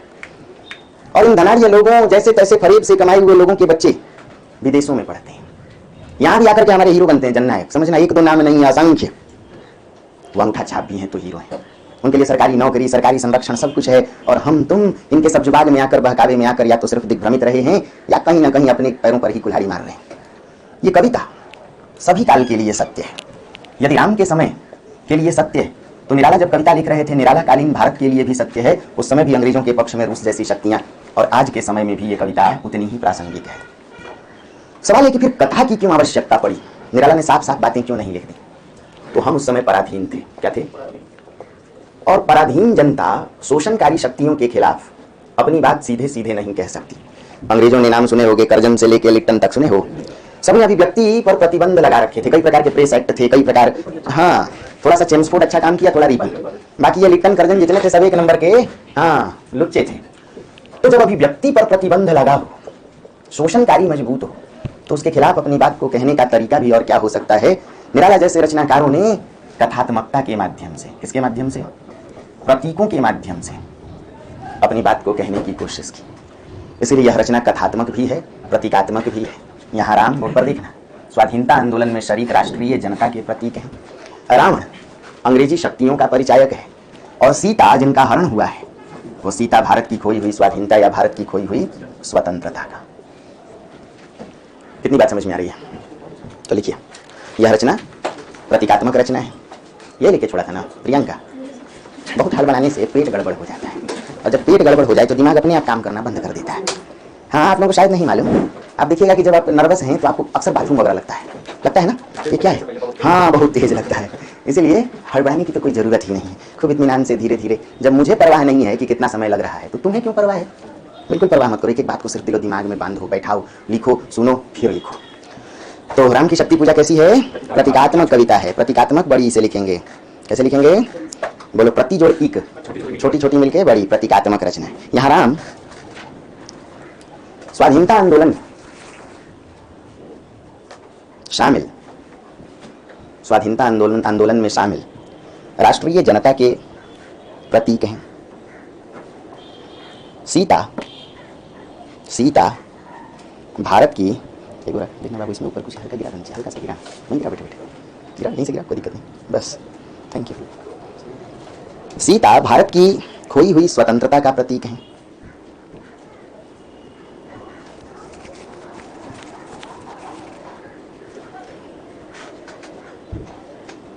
तथा रावण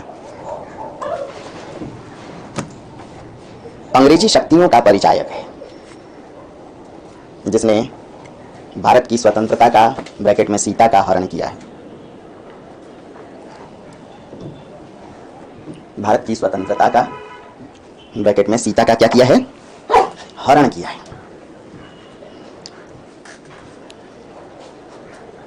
युद्ध युद्ध के पहले दिन रावण के आगे राम के सभी अस्त्र शस्त्र विफल हो जाते हैं।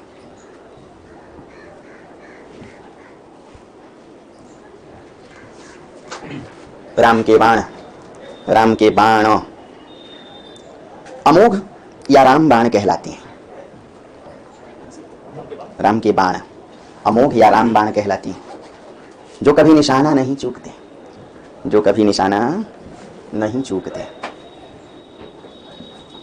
निशाना नहीं चूकते। राम के ऐसे बाण भी आज के युद्ध में यानी पहले दिन के युद्ध में लक्ष्य से भटक जाते हैं।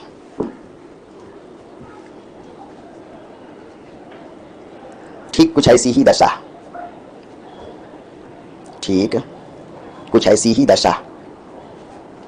राष्ट्रीय जनता की भी थी। ठीक कुछ ऐसी ही दशा राष्ट्रीय जनता की भी थी, जिसके संघर्ष या प्रयास एक एक करके विफल हो रहे थे।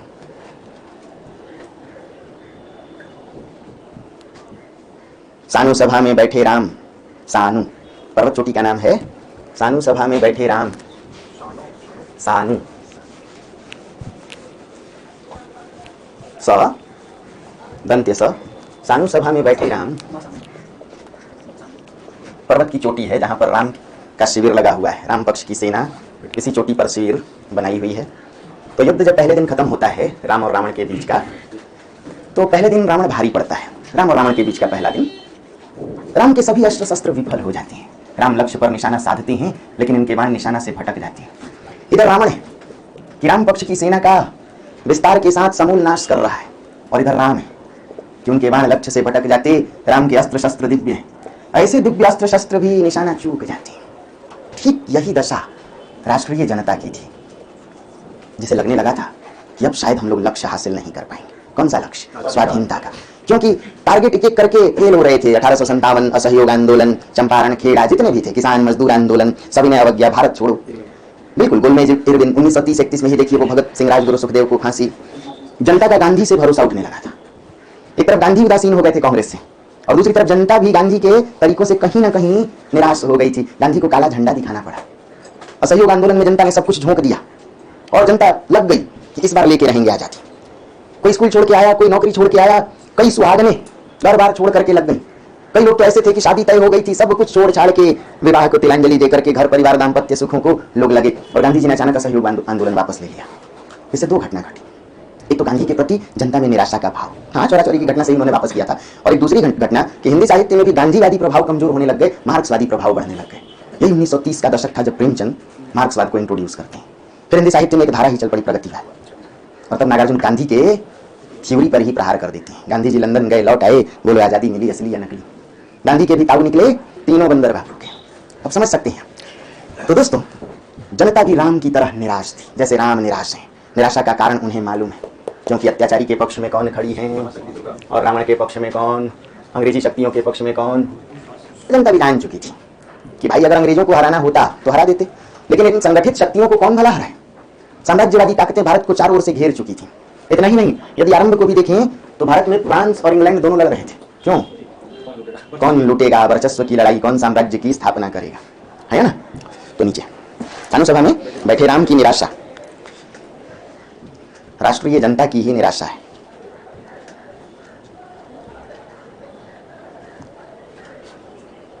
यह कविता अपनी कथात्मकता और प्रतीकात्मकता के माध्यम से, यह कविता अपनी कथात्मकता और प्रतीकात्मकता के माध्यम से राष्ट्रीय जागरण या नवजागरण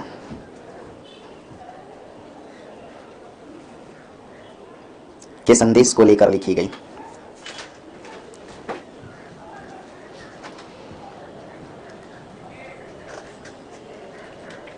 किसके संदेश को लेकर लिखी गई?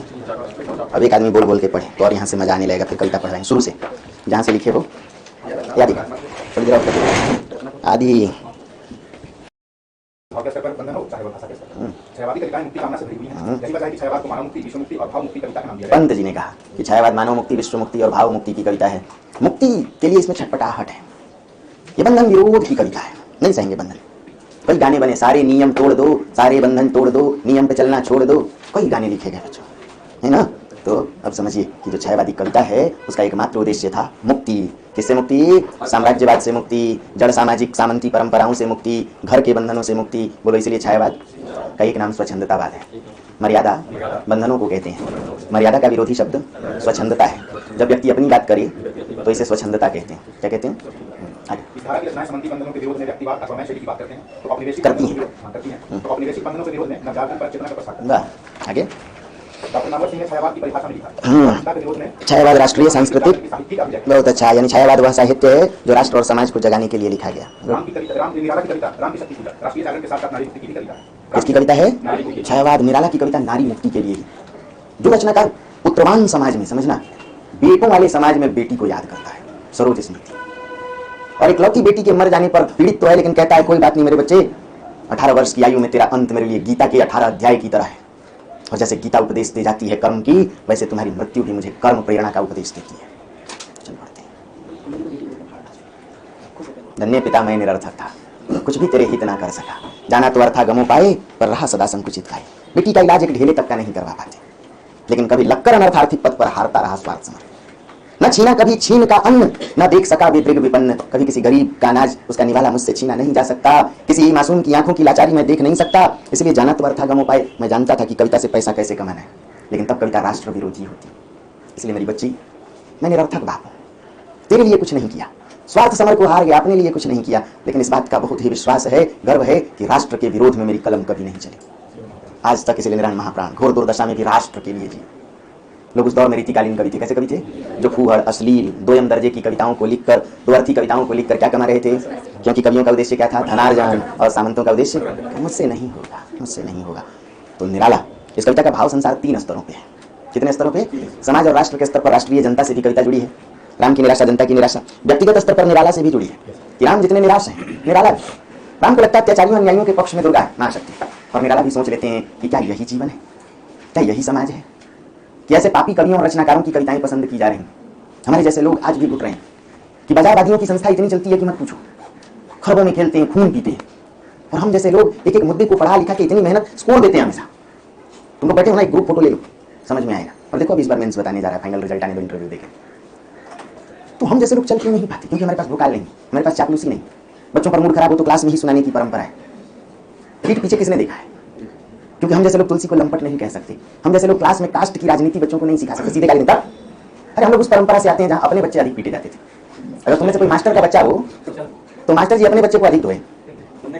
तू था तो क्यों? नहीं पिताजी मैं नहीं था। तो देखा क्यों? इस बात पे भी हमारा तो जन्म ही, हम लोग तो उस माहौल से आए जहाँ पूर्वाग्रह नहीं दिखे, जहाँ गालियों को ही आशीर्वाद माना गया, जहाँ अपने बच्चे को यह सिखाया गया कि देख बेटा, अगर कहीं पाप है तो उस रास्ते पे ही क्यों जाना।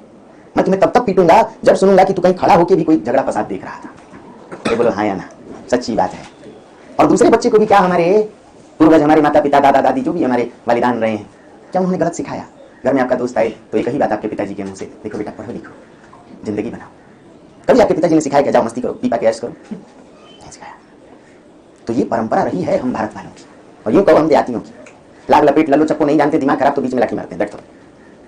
और खूंटा गाड़ते हैं जहां न्याय हो। पशु को भी पहले हम पाँव से बांधते हैं। गाय भैंस का बछड़ा देखे हो कहाँ से बांधते हैं? फिर देखते हैं कि थोड़ा बड़ा होने लगा तो पाँव को खुला कर दो, गर्दन बांधते हैं। और जब भाई साहब नहीं मानते हैं तब नाथ बना देते हैं, लीजिए औकात में रहिए। क्या करते हैं? उसके बाद भी नहीं सुधरते हैं तो क्या करते हैं जानते हैं? उस नाथ से सीधे पगहा बांध के ले आते हैं, पूरा घुमा के, चलिए औकात में रहिए। ये समाज बिगड़ा है, पशुओं का इलाज जानता है, लल्लो चप्पो नहीं जानता। परंतु आज की पीढ़ा ये है कि हम लल्लो चप्पो ज्यादा, साहित्यकार सत्ता पक्ष की गुलामी कर रहे हैं, मीडिया वाले ऐसा लग रहा है जैसे पता नहीं क्या खा के बैठे। एक रवीश कुमार था, बहुत अच्छा पत्रकार था, लेकिन आज वो भी कन्हैया कुमारवादी हो गया। सिर्फ मतलब बेमतलब की बात, ठीक है सरकार का विरोध जरूरी है, कर, और तू सिर्फ विपक्ष के ही पक्ष में खड़ा है। तो या तो कोई जहर उगलने वाला बैठा है, या तो कोई एकदम किसी की भक्ति में ही बैठा है। ये दोनों रास्ते तुम्हारे लिए कांटे बोएंगे, क्योंकि कबीर कहते हैं निंदक नियरे राखिए आंगन को पीछे। और हिंदी साहित्य का सबसे बड़ा टॉपिक है समालोचना। क्या होनी चाहिए? यदि किसी की प्रशंसा आप करते हैं तो उसकी कमियों पर भी प्रहार करने का साहस होना चाहिए। आपको आईना देखना पड़ेगा। महाभोज में दास साहब कहते हैं कि दर्पण को धुंधला मत होने दो, बस अपनी छवि उसमें देखने का साहस होना चाहिए। मेरे पास दर्पण नहीं, तुम करोगे क्या? इसलिए बोलो साहित्य समाज का। तो ये जितनी पंक्तियां इसको एग्जाम में लिखना समझ में आएंगी, बाकी कैसे नंबर बढ़ता है। चाहे वो मार्क्सवादी हो तो भी देगा, चाहे वो आस्थावादी हो तो भी देगा। क्यों? क्योंकि हम दोनों आलोचक को मिला के लिख रहे हैं। नहीं बात समझ में आई भाई? किसी कवि पर, कबीर पर लिख रहे हैं तो आचार्य द्विवेदी की भी बात लिख रहे हैं, शुक्ल जी की भी बात लिख रहे हैं। शुक्ल जी कहीं ना कहीं मार्क्स के निकट थे, प्रत्यक्षवाद को मानते थे। किसे मानते थे? आगे राम की शक्ति साधना कुछ और नहीं बल्कि सीता मुक्ति की प्रयोजन से है। यह समझा जा सकता है कि यहाँ सीता मुक्ति नारी मुक्ति का पर्याय है। वाह। छायावादी रचनाकार ने इस बात को महसूस किया था कि जब तक नारी सत्यवादी से मुक्ति नहीं होगी तब तक स्वाधीनता की कामना बनते रह जाएगी। इस कविता की कथा ना तो वाल्मीकि रामायण से ली गई है और ना तो तुलसी की रामचरितमानस से। बहुत अच्छा, इसको ऑफ कर दो, जब बोलेंगे ऑन करना। इस कविता में राम की निराशा को खत्म करने के लिए जामवंत के द्वारा शक्ति की मौलिक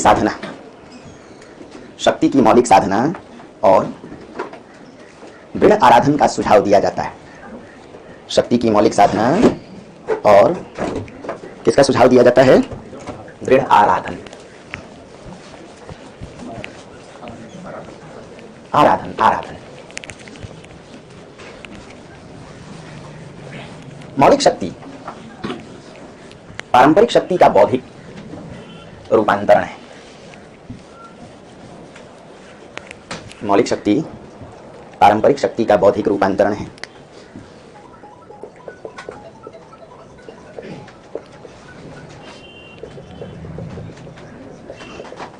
यदि पारंपरिक शक्ति माता दुर्गा है, यदि पारंपरिक शक्ति माता दुर्गा है, तो मौलिक शक्ति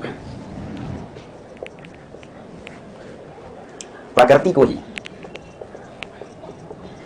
महाशक्ति के रूप में देखने की कोशिश है।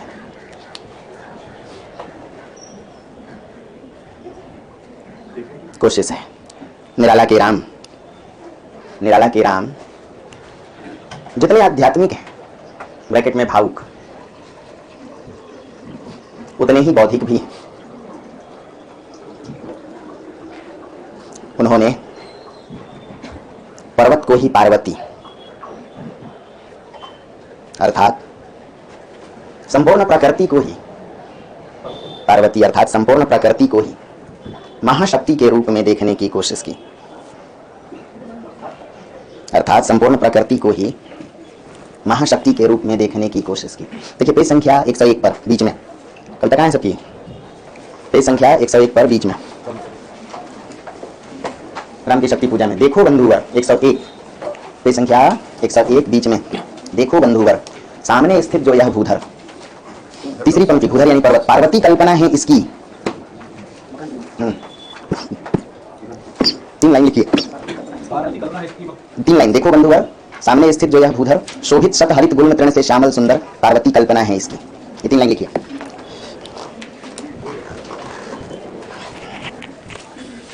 लिखिए 3 लाइन जल्दी।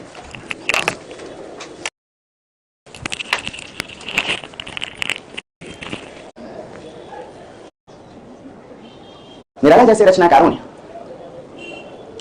रचनाकारों ने यह माना कि प्रकृति की सभी शक्तियां यदि मनुष्य के पक्ष में संतुलित हैं, तो यही आज का शक्ति संतुलन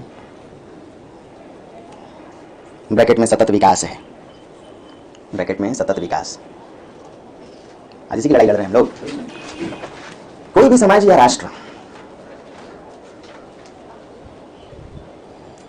अपनी प्राकृतिक संपदाओं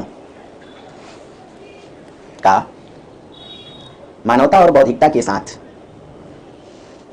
समुचित प्रयोग करके ही शक्ति संपन्न हो सकता है। मानवता और बौद्धिकता के साथ सतत विकास में क्या चाहिए? मानवता और बौद्धिकता के साथ समुचित उपयोग करके ही क्या हो सकता है? शक्ति संपन्न। बोर्ड पर देखो, पारंपरिक शक्ति यदि दुर्गा है, देखो बोर्ड पर, तो मौलिक शक्ति कौन? प्रकृति को ही महाशक्ति मान लेना। आज जिसके पक्ष में प्राकृतिक संपदाएं, वही शक्ति संपन्न है। नेचुरल रिसोर्स अगर आपके साथ है और उसका समुचित दोहन कर रहे हैं, कैसा दोहन, अपने लिए भी और भावी पीढ़ी के लिए भी बचाकर, तो समझिए आपसे अधिक शक्ति संपन्न कोई नहीं। निराला के राम प्रकृति में ही पार्वती तलाश लेते हैं, है ना।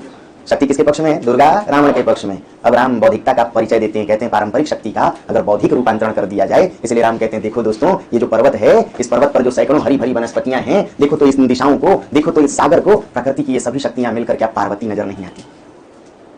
आज मंदिर जाने से बेहतर, मस्जिद जाने से बेहतर घर पे बैठ के 5 घंटे पढ़ के देखो, 4 घंटे धार्मिक पुस्तकों पर देने से बेहतर 4 घंटे खूब प्यार से पढ़ लो, एक बार भगवान को थैंक यू बोलो और पढ़ने के बाद एक बार और थैंक यू बोलो। ये वास्तव में यही आपकी मौलिक साधना है। राम की शक्ति साधना इसी मौलिकता से जुड़ जाती है। बोलो निराला के राम जितने आध्यात्मिक हैं उतने ही बौद्धिक भी हैं। जरूरत है आज भावुकता और बौद्धिकता का सामंजस्य। जिस समाज के पास भावुकता और बौद्धिकता, आध्यात्मिकता और वैज्ञानिकता दोनों हो, उसी के पास शक्ति है। हम लोग के पास भावुकता है, बौद्धिकता नहीं। पश्चिम वालों के पास बौद्धिकता है, भावुकता नहीं, इसलिए हम लोग विषमता झेल रहे हैं। यदि आप भावुक भी हैं साथ में बौद्धिक भी हैं। अरे हाँ ना, नीचे रावण ने आराधन, नीचे से रावण ने आराधन के द्वारा, रावण ने आराधन के द्वारा शक्ति को, शक्ति ब्रैकेट में दुर्गा को अपने पक्ष में किया है, परंतु राम दृढ़ आराधन का प्रयोग करते हैं।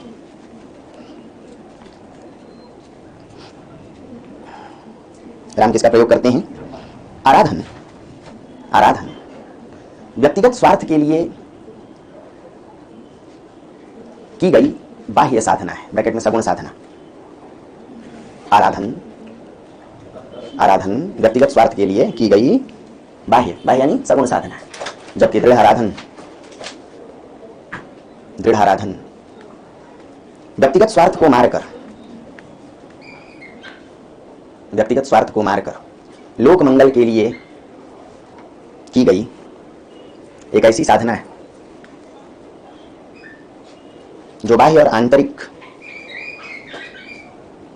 अर्थात आंतरिक साधना किसे कहते हैं? हठयोग को। अरे जियो मेरे शेरों, क्या कहता था रे नालायक 20 दिन पहले? बोल पूरी क्लास को। हिस्ट्री पढ़ने जा रहा था, पैसा देके एडमिशन लेके हिस्ट्री पढ़ रहा था हिंदी में, क्योंकि किसी मूर्ख ने इसको समझा दिया था कि जीएस में बहुत काम आता है। और दोहा कैसे समझे, नहीं समझ में आता है। तो हमने कहा बेटा तू सिर्फ 7 दिन मुझे दे दे सर्वर, उसके बाद अगर तेरी दुनिया नहीं बदल गई तो मेरा नाम नहीं। तो 7 दिन नहीं, तीसरे ही दिन बोला कि ये तो बहुत आसान था, हम बस कुछ और समझ रहे थे। मन के हारे हार है, मन के जीते जीत। निराला के राम इसलिए निराश है क्योंकि भीतर से निराश है, भी बताते हैं तुम लोगों को, है ना।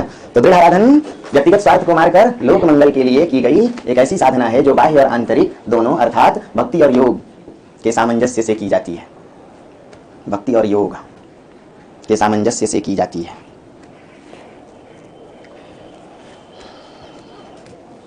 पेज संख्या 99, 99 पर ठीक अंतिम पंक्तियां देखिए। बोले विश्वस्त कंठ से जामवान यानी जामवंत रघुवर, हे राम रुबिना, हे राम विचलित होने का नहीं देखता मैं कारण। सुनना ध्यान से, कहते हैं जामवंत, अरे राम मैं निराश होने का कोई कारण ही नहीं देख रहा। क्यों? तुम पुरुषों में सिंह हो, मर्यादा पुरुषोत्तम हो। हे पुरुष सिंह, तुम भी करो शक्ति को धारण। क्या करो? तुम क्यों निराश हो? यदि रावण के पक्ष में शक्ति है तो क्या वह तुम्हारे पक्ष में नहीं आ सकती? कैसे आएंगी? देखना, आराधन का दृढ़ आराधन से 2 उत्तर तुम्हें दृढ़ आराधन करना होगा। लिखना पड़ेगा, पहले सुन लो। आराधन का 2 उत्तर दृढ़ आराधन। अरे बाकी लोग नोट्स पढ़ के अगर जिद कर रहे हैं सिलेक्शन की, तो ये उनका आराधन, ये उनकी सिर्फ बाह्य साधना है। तुम तो आंतरिक साधना भी करो। एक लाइन को 5-5 बार लिख के क्लास में 2 बार मेरे साथ पढ़ो। फिकर नोट किया में थोड़ा समय ज्यादा लगे, पर इसके बाद तुम्हारी कलम तो चल पड़े। कहीं खामोश मत बैठो। बोलो कोई भी आराधन एक तरफा होता है और दृढ़ आराधन चहुतरफा होता है। इसलिए आराधन का उत्तर 2 दृढ़ आराधन से। देखना, तुम वरो विजय संयत प्राणों से प्राणों पर जान लगा दो मेरे बच्चों, कलेक्टर कैसे नहीं बनोगे। एक तो समझो कि शक्ति तुम्हारे भीतर है। बोलो प्रकृति सिर्फ बाहर ही नहीं है, भीतर भी है। बाहर की प्रकृति को वातावरण कहते हैं, भीतर की प्रकृति को स्वभाव। मन के हारे मन के जीते। अपने मन को तुम बाह्य वातावरण से मिला के देखो, भीतर से मजबूत रहो, मेरा होगा। और फिर दृढ़ आराधन करो। सब लोग तैयारी करते, क्या कर रहे हो? प्रिपरेशन कर रहे। क्या कर, दाल बनाएगा या चावल बनाएगा? तुम दृढ़ आराधन करो, तुम मौलिक शक्ति की साधना करो। तुम्हारी तैयारी मौलिक हो। शब्द सुने हो ना, उत्तर मौलिक लिखो। तो तैयारी कैसी करो, कैसे होगी? बोलो एक प्रश्न को 2 बार पढ़ के 4 बार लिख के ही मौलिक तैयारी होगी। और फिर सप्ताह में 1 दिन आके यहाँ भी उल्टी कर लिया करो, टेस्ट दे लो। मतलब फायदा क्या? इससे बढ़िया घर ही पर रहो, वीडियो देखा करो, मैं भी बना रहा हूँ। बीच बीच में मैं इसको कटवाऊंगा और तुमको घंटा नहीं समझ में आने दूंगा, समझा? बोल देना जाके। सारा चीज इसी से भेज देंगे तो हम भूखे नहीं मर जाएंगे। हैं? अरे भाई समझ रहे हो? हैं? हैं? एक बार रिकॉर्ड करके वीडियो भेज रहा है। एक बार रिकॉर्ड करके वीडियो ले जाओ, ले जाइए पेन ड्राइव, ले जाइए पेन ड्राइव। आप भी पेन लेकर के जिंदगी भर ड्राइव में रहेंगे। ले जाइए, काश की होता। तो अब कविता लिखो, कहां से कहां तक? नीचे देखना, रावण अशुद्ध होकर भी यदि कर सका त्रस्त, हे रावण तो पापी है। ऐसे नीच पापी भी अगर शक्ति को अपने पक्ष में करके लोगों को डरा रहे हैं तो तुम तो शुद्ध हो। कैसे हो? तुम तो राम हो, तो निश्चय ही तुम हो सिद्ध करोगे उसे ध्वस्त। तो हर हाल में तुम शक्ति को अपने पक्ष में करके किसे ध्वस्त करोगे? रावण को। लेकिन जरूरी क्या है? शक्ति की करो मौलिक कल्पना, करो पूजन। छोड़ दो, देखो लाइन, छोड़ दो समर जब तक ना सिद्धि हो रघुनंदन। क्या छोड़ दो? गर्दन ठप। क्या बोलता हूँ? युद्ध। क्या कहता हूँ तुम लोगों को? छोड़ दे पीटी, मध्य अटेम्प्ट। क्योंकि बिना मेंस ढंग के तैयार किए दृढ़ आराधन करोगे नहीं तो मेंस तैयार नहीं होगा। तैयारी का अर्थ मौलिक तैयारी, संपूर्ण तैयारी, आंतरिक और बाह्य दोनों। पीटी अपने आप तैयार होता है। तब तक युद्ध मत लड़ो, पहले अपने आप को दृढ़ आराधन से, मौलिक तैयारी से, शक्ति की मौलिक साधना करके तो देखो। तुम्हें समझ में नहीं आएगा अपने आप कैसे पीटी निकल गया, कैसे मेंस पास हो गए, कैसे इंटरव्यू निकल गया, रैंक टनाटन टॉप पे आया। लोग कहेंगे यार तो आपको पहली शुरुआत ये है कि तुम हिंदी पढ़ रहे हो। 3 तैयारी तो तुम्हारे हाथ में, निबंध की, ऑप्शनल की और नीति शास्त्र की, और सामान्य हिंदी जोड़ दो तो 4 खंड। मुझे बताना तुम अच्छी किताबों को ढंग से पढ़ के लिखते जाइए, हिस्ट्री हो, भूगोल, और यही तो करना है। तो लिख लीजिए, कहां से लिखेंगे? रघुबर, यहीं से लिखना। रघुबर विचलित होने का नहीं देखता मैं कारण, हे पुरुष सिंह तुम भी शक्ति करो धारण। आराधन का दृढ़ आराधन से दो उत्तर, और कहां तक? सिद्धि हो रघुनंदन तक। छोड़ दो समर। हाँ, व्याख्या बनेगी। क्या बनेगी? अर्थ समझ रहे हो? इसी से व्याख्या। जरा तुम उल्टा देख रहे हो। यहाँ से रघुबर लिखा है ना, यहाँ से लेकर के यहाँ तक रघुनंदन। हाँ बिल्कुल, एक सर्ग, प्राणों में प्राण भर के, तन मन धन से।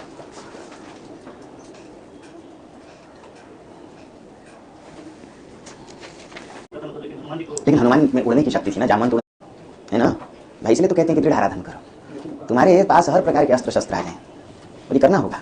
अपने आप को ऐसा बनाएं, अपने आप को पढ़ लिख के उस रूप में तैयार करें कि किसी भी प्रश्न का उत्तर बिना सोचे समझे तुम्हारे मुंह से निकलने लगे। लिख दो कहीं भी, हाथ में सारी तैयारी होती है।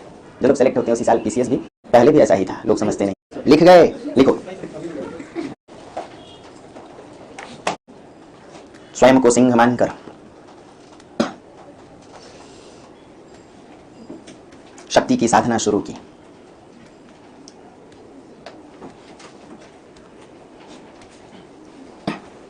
जो सिंह, अरे सिंह ह लिखो, उच्चारण भ। जो सिंह लोक कल्याण के लिए उठे, दुर्गा के पैरों के नीचे गरज रहा हो, वह कितना धन्य होगा। कल की क्लास में क्या देख रहे थे? शक्ति वह हो जो शील से प्रेरित हो। शेर किसका परिचय? शक्ति का। लेकिन दुर्गा के पैर किसके लिए उठते हैं? लोक कल्याण के लिए। यानी शक्ति का प्रयोग किससे है? लोक कल्याण के लिए, है ना। देखिए ठीक उसी पेज में 100 नंबर पर देखना, दूसरा बंद है, खेल गई सभा। जामवंत की सलाह पे पूरी सभा खेल जाती है। तो जरा नीचे आना, जनरंजन चरण कमल तल धन्य सिंह गर्जित, यह मेरा प्रतीक मात समझा इंगित, मैं सिंह इसी भाव से करूंगा अभिनंदित। 3 लाइन जरा लिख लेना। पेज संख्या 100 पर जो एकदम नीचे है देखना, लोक कल्याण के लिए उठते हैं, उनके तल में, उनके नीचे सिंह गरजता है जो धन्य है। कैसा है? यह सिंह कोई और नहीं, यह मेरा प्रतीक है। किसका परिचायक है? यह ना, जनरंजन चरण कमल तल से लेकर 3 लाइन, मैं सिंह इसी भाव से करूंगा अभिनंदित, मैं सिंह इसी भाव से करूंगा अभिनंदित।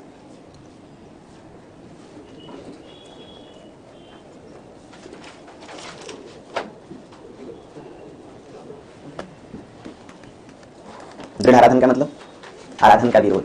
आराधन किसकी साधना? व्यक्तिगत स्वार्थ। रावण किसके लिए आराधन किया है? अपने लिए। और राम क्या करने जा रहे हैं? लोक कल्याण के लिए, है ना। कैसी शक्ति के बारे में सोच रहे हैं? पारंपरिक शक्ति या मौलिक शक्ति? मौलिक शक्ति क्या है? पारंपरिक शक्तियों का ही बौद्धिक रूपांतरण, प्रकृति को ही शक्ति मान लेना, पर्वत को ही पार्वती मान लेना। पार्वती कौन है? दुर्गा। किसकी बेटी? हिमालय की। किसकी? तो पर्वत की संतान पार्वती। पर्वत को ही पार्वती मान लेना। जो समाज आज प्रकृति को ही पार्वती मानता हो वो धन्य, वो कभी हार नहीं सकता, वो कभी गस्त नहीं खा सकता।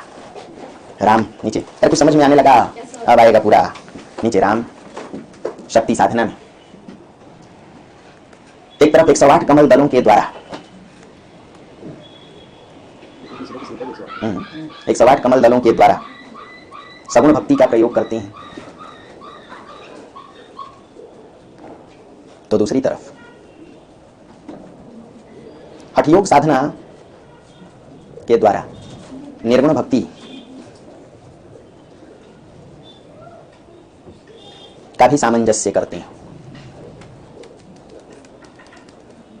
क्या किया था निर्गुण और सगुण का? एक बात बताओ, उस जमाने में जब ये कविता लिखी गई, उद्देश्य क्या था? स्वाधीनता। राष्ट्रीय जनता के लिए शक्ति साधना का क्या मतलब था? स्वाधीनता को अपने पक्ष में करना। लेकिन दो प्रकार की शक्तियां थी, दो प्रकार की राष्ट्रीय विचारधारा थी। एक गांधीवादी ताकतें थी, सगुणपंथी, और एक वामपंथी, निर्गुण। कौन? क्रांतिकारी। दोनों का लक्ष्य क्या था? एक। और दोनों के रास्ते कैसे थे? आपस में मतभेद के कारण लक्ष्य भटक रहा था। अरे गांधीवादी ताकतें नहीं देखना चाहती थी क्रांतिकारियों को, भगत सिंह, गुरु राजगुरु सुखदेव को, और मार्क्सवादी वामपंथी ताकतें भी गांधीवादी शक्तियों को देखना। इन दोनों का सामंजस्य कर दिया जाए तो, दोनों शक्तियां आपस में मिल जाती तो आजादी चुटकी बजाते मिलती। देखिए आखिरी पंक्ति आज के लिख के छोड़ो। रचनाकार निराला ने सगुण और निर्गुण के सामंजस्य के द्वारा कहीं ना कहीं यह संकेत दिया कि निराला ने सगुण और निर्गुण के सामंजस्य के द्वारा कहीं ना कहीं यह संकेत दिया है कि यदि स्वाधीनता के लक्ष्य की प्राप्ति के लिए, स्वाधीनता के लक्ष्य की प्राप्ति के लिए उस समय की गांधीवादी और क्रांतिकारी विचारधाराएं, उस समय की गांधीवादी और क्रांतिकारी विचारधाराएं एकजुट हो जाती तो यह लक्ष्य और आसानी से प्राप्त किया जा सकता था। यह लक्ष्य और आसानी से प्राप्त किया जा सकता था। यह लक्ष्य और आसानी से प्राप्त किया जा सकता था, है ना। कल आखिरी भाग बचा है इसका, आधे घंटे लगेगा। राम की शक्ति पूजा, आपके पसीने से ये कविता बहने लगेगी।